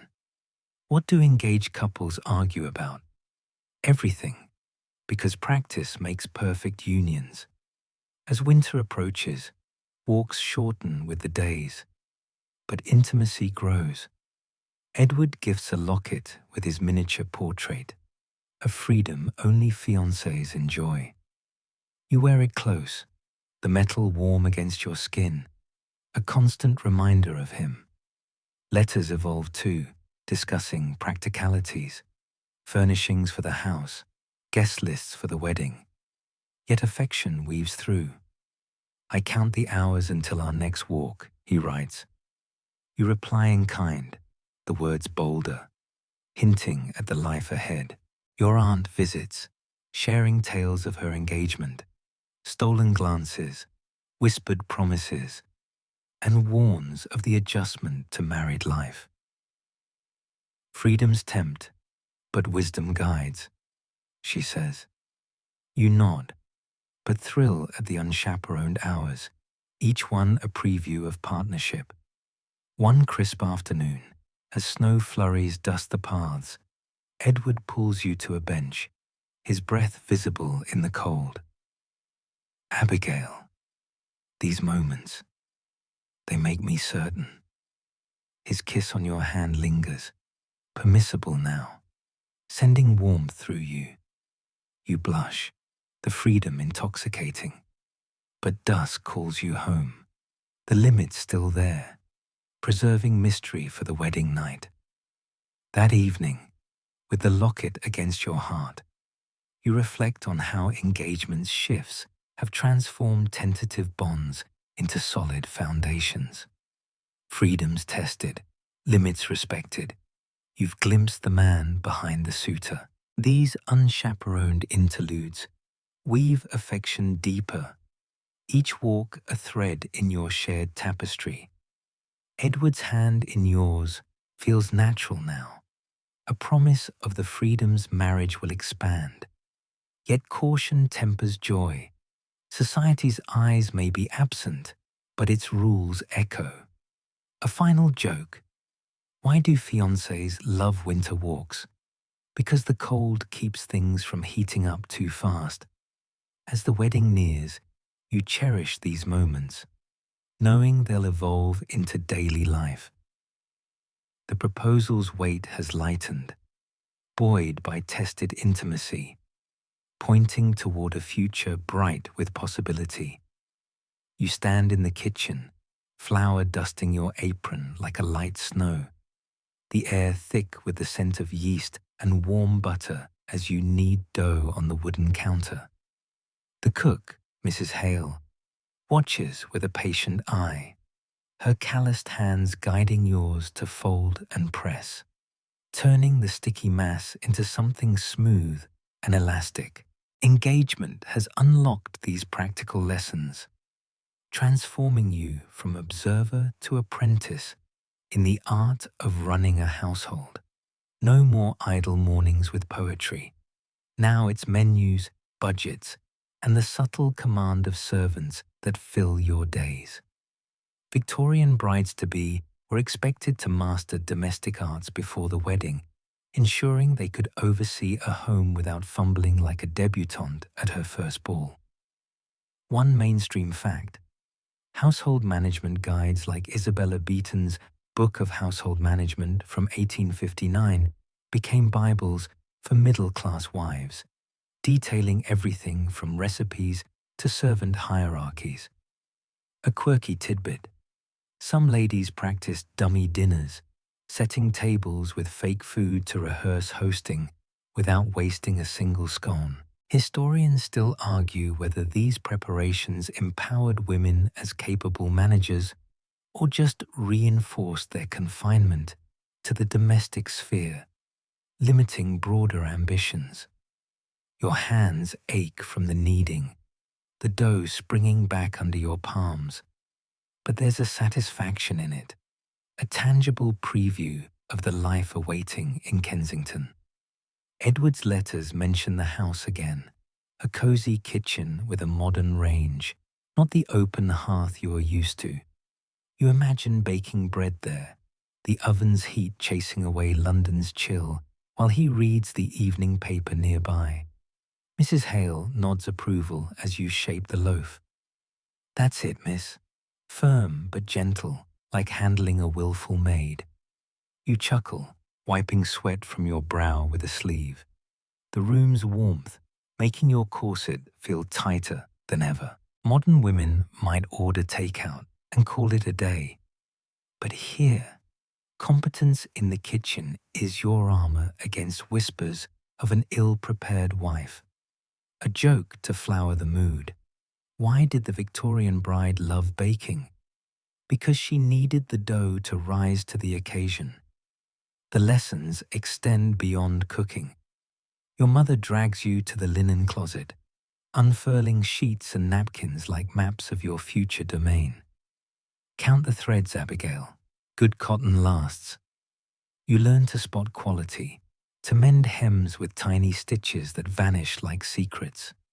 Budgeting follows, ledgers spread on the dining table, ink staining your fingers as you tally imaginary expenses.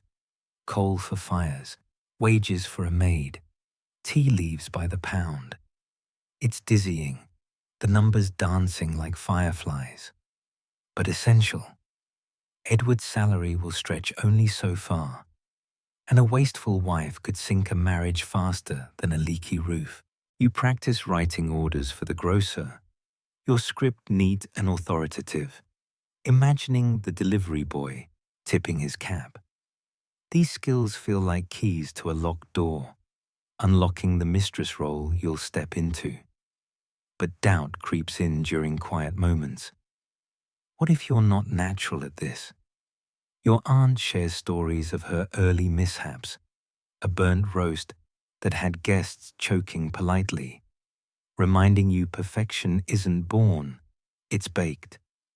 Afternoons bring sewing sessions, the parlor filled with the soft prick of needles through fabric. Your trousseau grows, chemises, petticoats, a nightgown edged in lace that makes your cheeks burn. Practical yet pretty, your mother says, her stitches flying faster than yours. You learn to embroider monograms, your new initials, A.T. for Abigail Thompson. A strange thrill in seeing them bloom on handkerchiefs. The work is meditative, the thread pulling taut, like the tension building toward the wedding. Edward visits briefly one day, catching you mid-stitch, his smile warm as he admires a half-finished tablecloth. "You'll make our home beautiful," he says, and you blush, the compliment a spark in the routine. These preparations weave you into wifehood, each skill a thread strengthening the bond. A joke amid the pricks. Why was the Victorian seamstress always calm? Because she knew how to handle life's loose ends. Evenings turn to social drills. Your mother hosts mock teas, you pouring with steady hands, practicing chit-chat about the weather and weddings without spilling a drop or a secret. Smile, but not too wide. Modesty, dear. You role-play as a hostess, imagining Edward's colleagues at dinner, debating trade routes over roast beef. It's exhausting, the performance, but crucial. A bungled party could tarnish his prospects.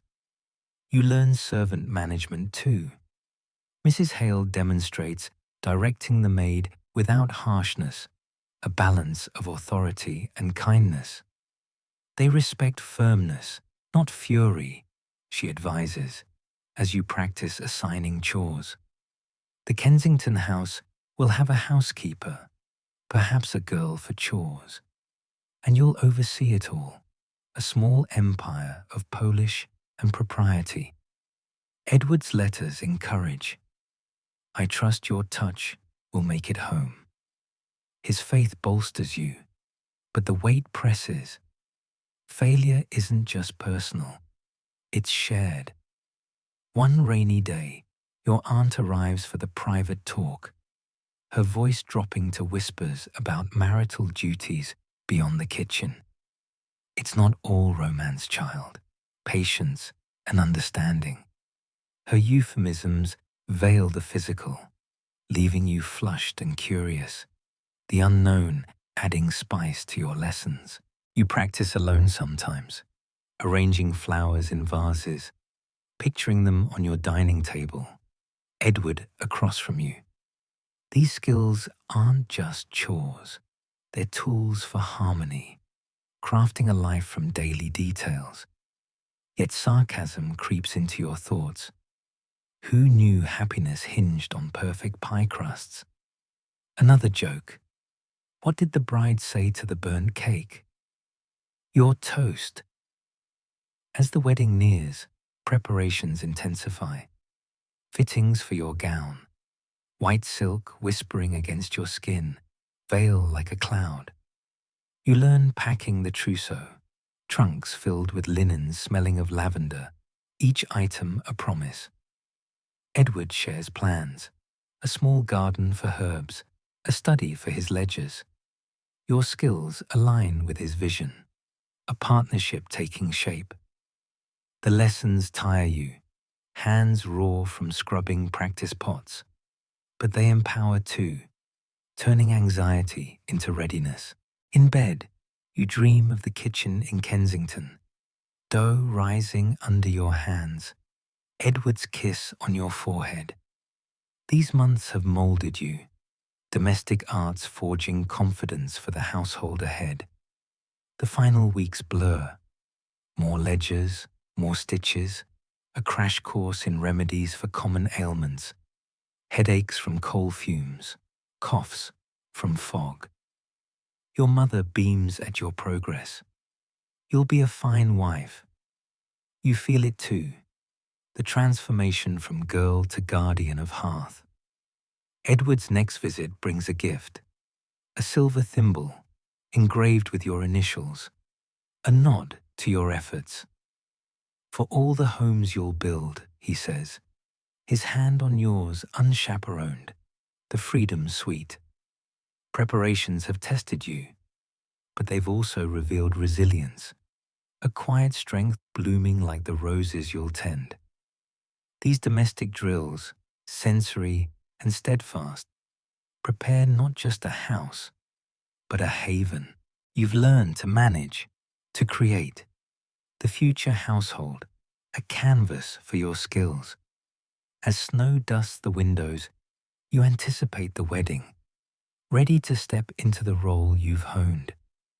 You wake to the soft patter of rain on your window, the grey light of dawn filtering through the curtains like a hesitant promise.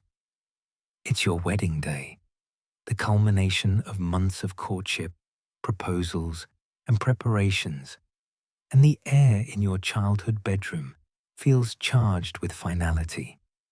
The house stirs early, servants' footsteps creaking the stairs as fires are lit and water heated for your bath.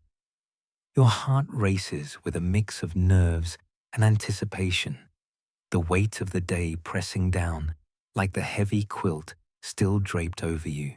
Victorian weddings were grand affairs for those who could afford them, but even modest ones like yours demanded precision. Vows in church, breakfast receptions, and a trousseau packed for the new life ahead. One mainstream fact: white wedding dresses became fashionable after Queen Victoria wore one in 1840, symbolizing purity and wealth, though many brides reused them as evening gowns to justify the expense. A quirky tidbit: some couples exchanged wedding favors, small trinkets like ribbons or almonds, given to guests as tokens of good luck, often tied with poems predicting marital bliss. Historians still argue whether these ceremonies celebrated love or just solidified social and economic alliances, turning personal unions into public spectacles. You sit up, rubbing sleep from your eyes, the room familiar yet foreign on this last morning as Miss Carver. Your trousseau trunks sit packed at the bed's foot, brimming with linens, dresses, and the nightgown that made you blush during fittings. Eliza enters with a tray, weak tea and toast, light fare for a nervous stomach. "Big day, miss," she says, her smile warm but tinged with sympathy, as if she knows the butterflies rioting in your belly. You nibble the toast, the crumbs catching in your throat, while she lays out your undergarments. Chemise, corset laced tighter than usual for the gown's silhouette, petticoats layered like onion skins. The process takes hours, your mother and aunts bustling in with pins and perfumes, their chatter a whirlwind of advice and tears. "Stand straight, dear. Beauty bears discomfort." The gown slips over your head, white silk cool against your skin, lace veiling your face like a misty dream.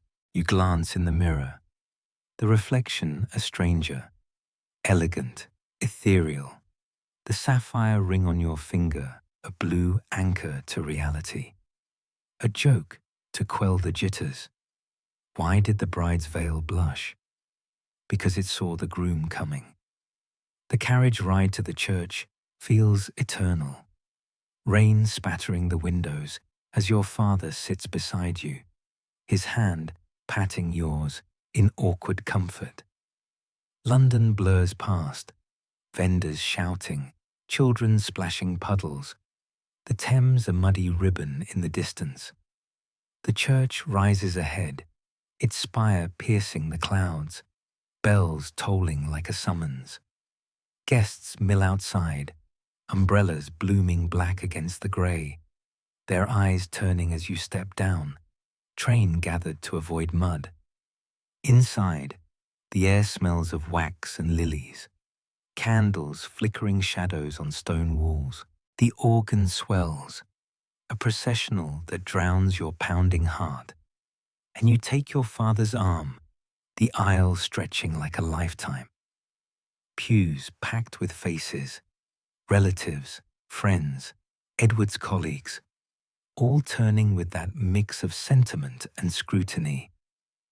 At the altar, Edward stands tall in his black coat, his expression a blend of awe and nerves, his hazel eyes locking on yours with a warmth that steadies you.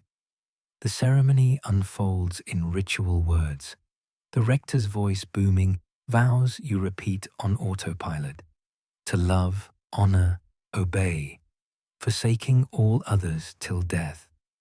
Your voice wavers on obey, the word heavy with implication, but Edward's steady gaze pulls you through. He slips the gold band on your finger, its weight joining the sapphire, a dual promise sealed.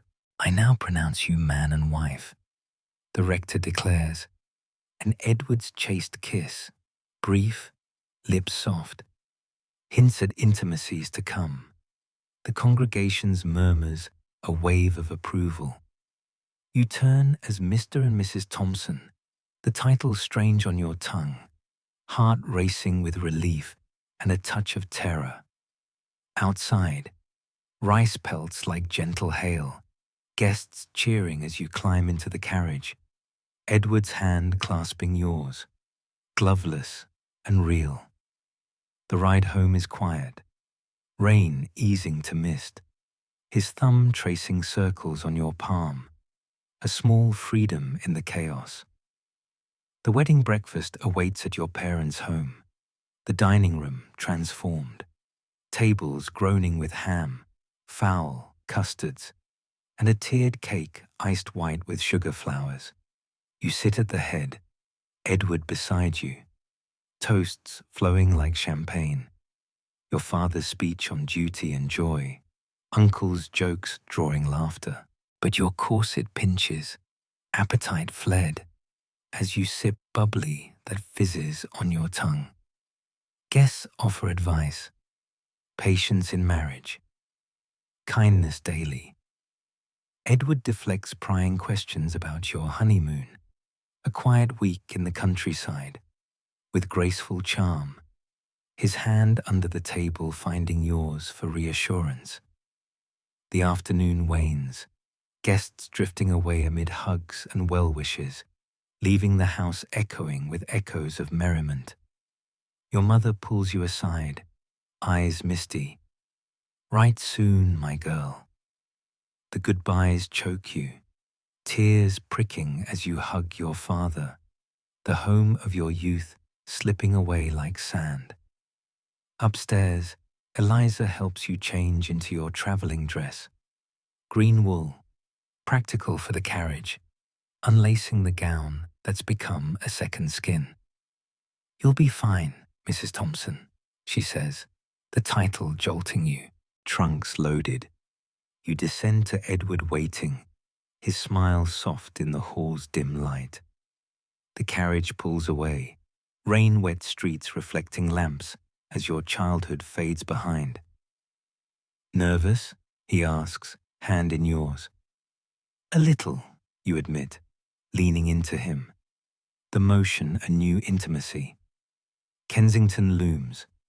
The house is small but welcoming, smoke curling from the chimney where the housekeeper, Mrs. Ellis, awaits with tea and a fire crackling. Welcome home, she says, and the words settle like a benediction. Your bedroom overlooks a tiny garden, the bed vast and inviting, coverlet crisp white. Edward shows you around, the kitchen with its shining pots, the parlor with space for your piano, the domestic dream taking shape. Dinner is simple, candle-lit intimacy. Mrs. Ellis serving chicken and vegetables before retiring. You talk of the day, laughter bubbling at a guest's tipsy toast, but tension simmers, the night ahead unspoken. At 9, alone in the parlor, Edward sets aside his book. No rush, Abigail. We have time. His consideration eases you, the bedroom's threshold less daunting.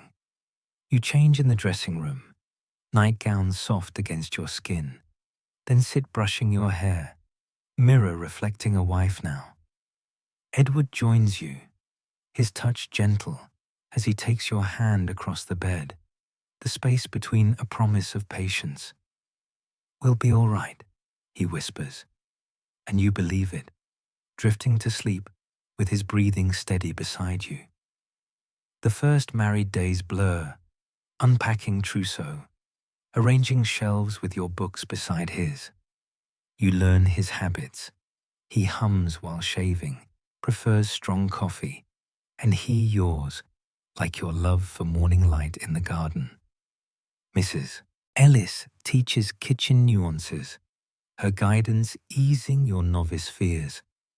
Walks with Edward feel freer, hands linked without guilt, conversations deepening into shared dreams. A joke for the adjustment. Why did the newlyweds love breakfast? because it was the start of their jam session. Marriage's realities emerge, his occasional melancholy, your homesickness, but kindness bridges them. You write your parents signing Mrs. Thompson, the name growing familiar. The house becomes home, your skills from preparations shining, meals planned, linens fresh. Edward returns from work with stories, your evenings by the fire, and a quiet joy. The wedding's nerves fade, replaced by contentment. The aisles walk leading to this, a life intertwined, heart still racing, but with excitement now. You stir awake, in the pale morning light, filtering through the Kensington curtains. The bed's warmth holding you a moment longer as Edward's steady breathing fills the room. The first weeks of marriage unfold like a new book, pages turning slowly to reveal daily rhythms that blend familiarity with discovery, turning the house into a living entity shaped by your shared presence. No more chaperoned constraints or parental oversight. Now it's just you two, navigating the intimate dance of husband and wife amid London's ceaseless hum. Victorian newlyweds often spent these early days in quiet seclusion, adjusting to cohabitation without the fanfare of honeymoons abroad, focusing instead on establishing routines that would anchor their union. One mainstream fact: middle-class couples like you prioritized practical setups, with wives managing household accounts to stretch modest salaries, often recording expenses in detailed ledgers to avoid debt's shadow. A quirky tidbit: some husbands gifted housewife kits, sewing cases with needles and threads, to symbolize the wife's role. Those savvy brides repurposed them for personal hobbies like embroidery art. Historians still argue whether these rhythms fostered equality in partnerships or entrenched gender roles, with men at work and women at home, limiting mutual growth. You slip from bed, feet touching the cool floorboards, and pad to the kitchen where Mrs. Ellis has the kettle whistling. Breakfast becomes your ritual. Strong tea for Edward, weaker for you. Toast slathered in marmalade that you spread with care, learning his preference for crisp edges. He hums an old sea shanty while shaving in the basin, the sound drifting through the house like a gentle current, and you smile, stirring porridge on the range. These small acts weave intimacy, his hand brushing yours as he passes the butter, a shared glance over the newspaper headlines about railway expansion snaking across England. The house feels alive now, your trousseau linens on the table, flowers from the tiny garden in a vase you arranged. Mornings set the tone. Edward heads to his office, coat buttoned against the fog, pressing a kiss to your forehead, a freedom that still thrills after the wedding's chaste peck. Until evening, he says, and you watch from the window as he strides away, the street awakening with carts and calls. Alone, you dive into the day's cadence, Mrs. Ellis by your side for guidance, but deferring to your budding authority.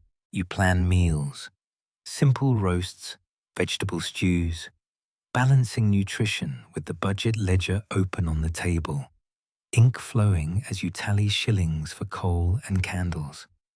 The skills from your preparations shine, directing Mrs. Ellis to polish silver without micromanaging, mending a hem on Edward's shirt with neat stitches that earn her nod. Afternoons bring errands, walking to the market where vendors now call you Mrs. Thompson, the title a badge of your new status. You haggle gently over apples, their crisp scent filling your basket, feeling the empowerment of managing your domain. Back home, you arrange the parlor books on shelves, a watercolor you painted on the wall, creating spaces that reflect you both. Edward's India mementos mingle with your sketches, a fusion of pasts into present, a joke for the domestic whirl. Why did the wife love market days? Because bargaining kept her from feeling spent. Evenings reunite you. The doors click heralding Edward's return, his face lighting at your greeting. Dinner by candlelight, perhaps chicken pie you baked, crust golden from practice, sparks conversations deeper than courtship allowed. He shares office tales, a colleague's promotion, ledgers balancing like a tightrope. You recount your day, a neighbor's visit for tea, where you poured gracefully, no spills to mar the china. Laughter flows freer now, over custard or cheese, his hand covering yours across the table without scandal. These rhythms reveal quirks, his fondness for late-night reading by the fire, your habit of humming while washing dishes. Adjustments come, his melancholy on rainy nights, when India memories surface like ghosts, and you learn to soothe with quiet presence, a cup of chamomile. You confide homesickness for your parents' house, the familiar creaks and smells, and he listens, pulling you close on the settee, the embrace a comfort unchaperoned freedom permits. Intimacy evolves gradually, the bedroom a space of tentative exploration. Edward's patience, a gentle guide through the unknown. Mornings after bring shy smiles, a deepening bond that colors daily tasks with affection.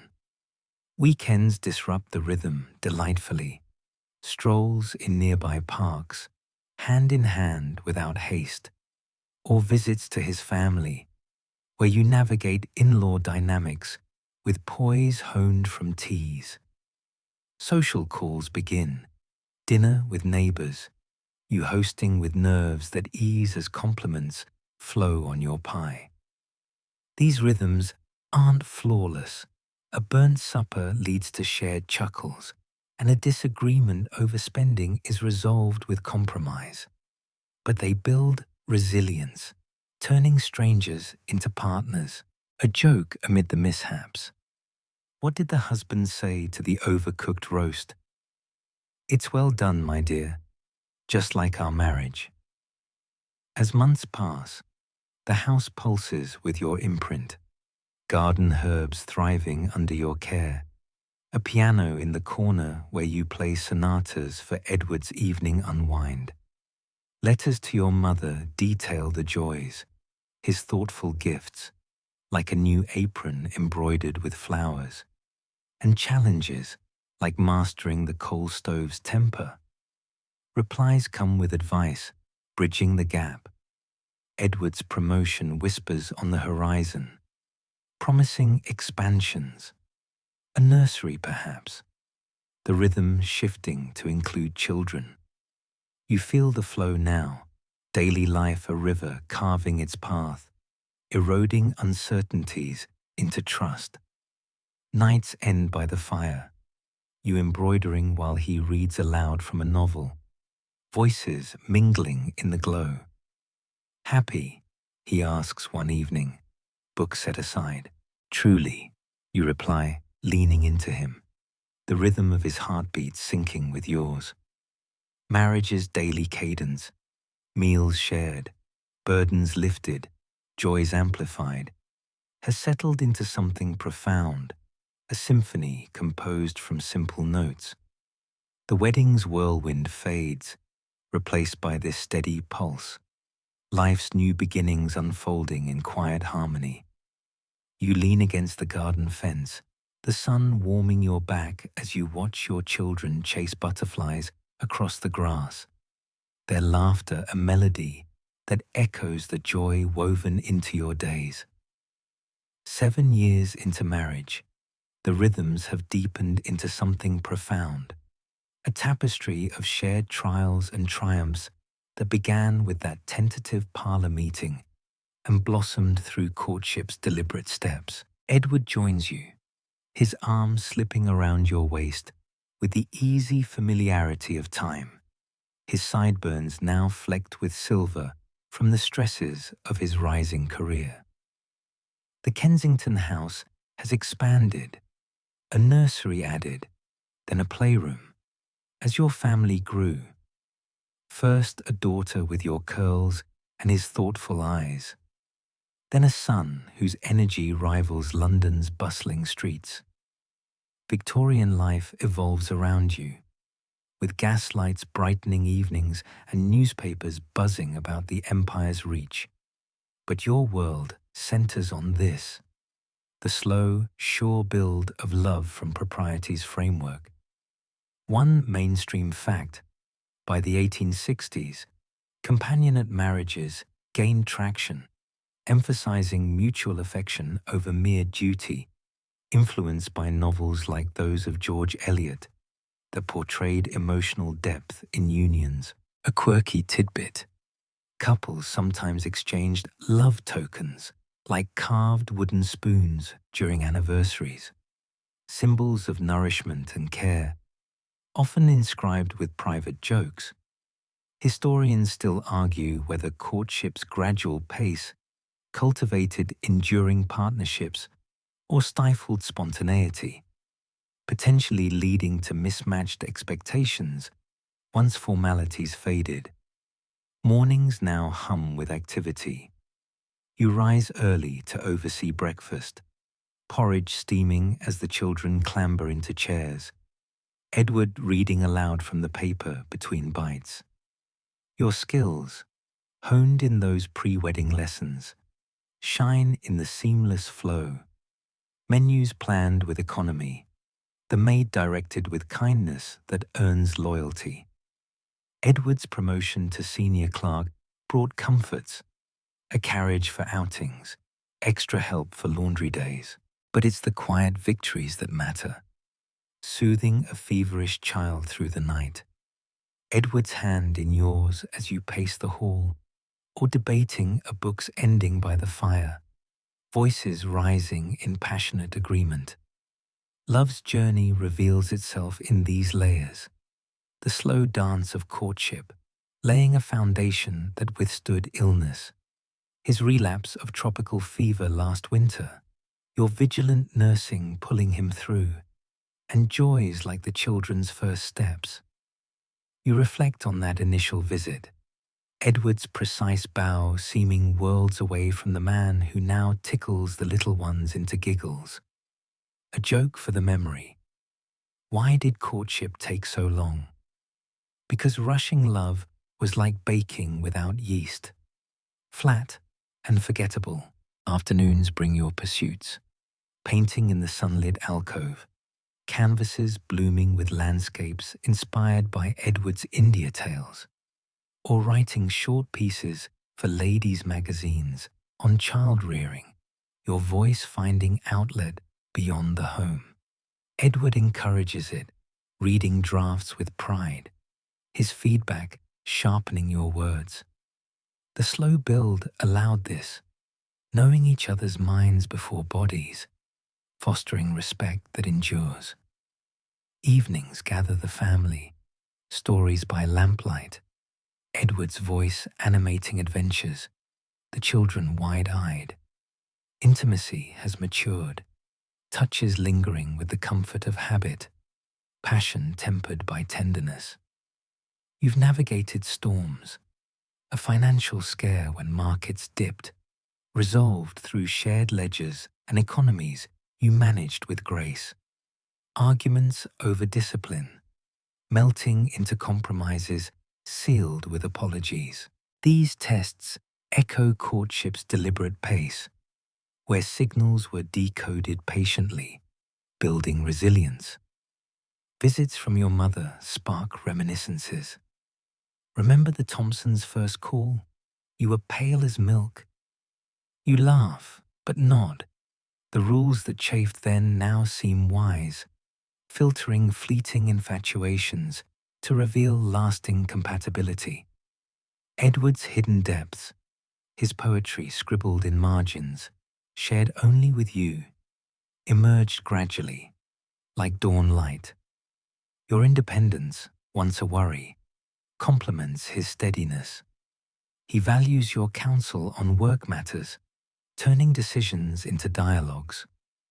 The journey's reflections surface in quiet moments, anniversaries marked with simple gifts, a lock of hair renewed in a locket, echoing engagement tokens, or walks where you trace old paths, hands linked without gloves. Love isn't the novel's drama, but this, enduring, evolved from courtship's measured steps into a dance of daily grace. Children tucked in, you and Edward sit by the fire, his arm around you as embers glow. Do you regret the slowness? He asks, fingers tracing your ring. Never. It built us strong. The years have etched lines, yours from laughter, his from worry, but they've deepened affection, turning strangers into soulmates. Society changes. Women's voices rise in suffrage whispers, but your bond, forged in Victorian molds, adapts, resilient. A joke for the heart. What did time say to the couple? I've got your back. Slow and steady wins the heart. Nights end with shared silences, the house breathing around you. Love's journey, a river flowing steady. You've realized the slow dance wasn't a restriction, but wisdom. Nurturing a love that lasts, rich with history and hope. As the fire dims and shadows lengthen across the room, let your thoughts drift like fading embers, softening into quiet peace. The day's worries dissolve, replaced by the gentle rhythm of breath, the world outside falling silent under a blanket of stars. Feel your body sink deeper into rest, muscles unwinding, mind easing into dreams where Victorian parlors and garden walks blend into serene landscapes. No rush now, just the slow unwind of tension, each exhale carrying you further from wakefulness. The story lingers, a comforting echo, reminding you that love, like sleep, comes patiently, wrapping you in warmth. Close your eyes, let the narrative fade to whispers, and surrender to the night's embrace, where tomorrow waits renewed. Sweet dreams await, gentle and deep.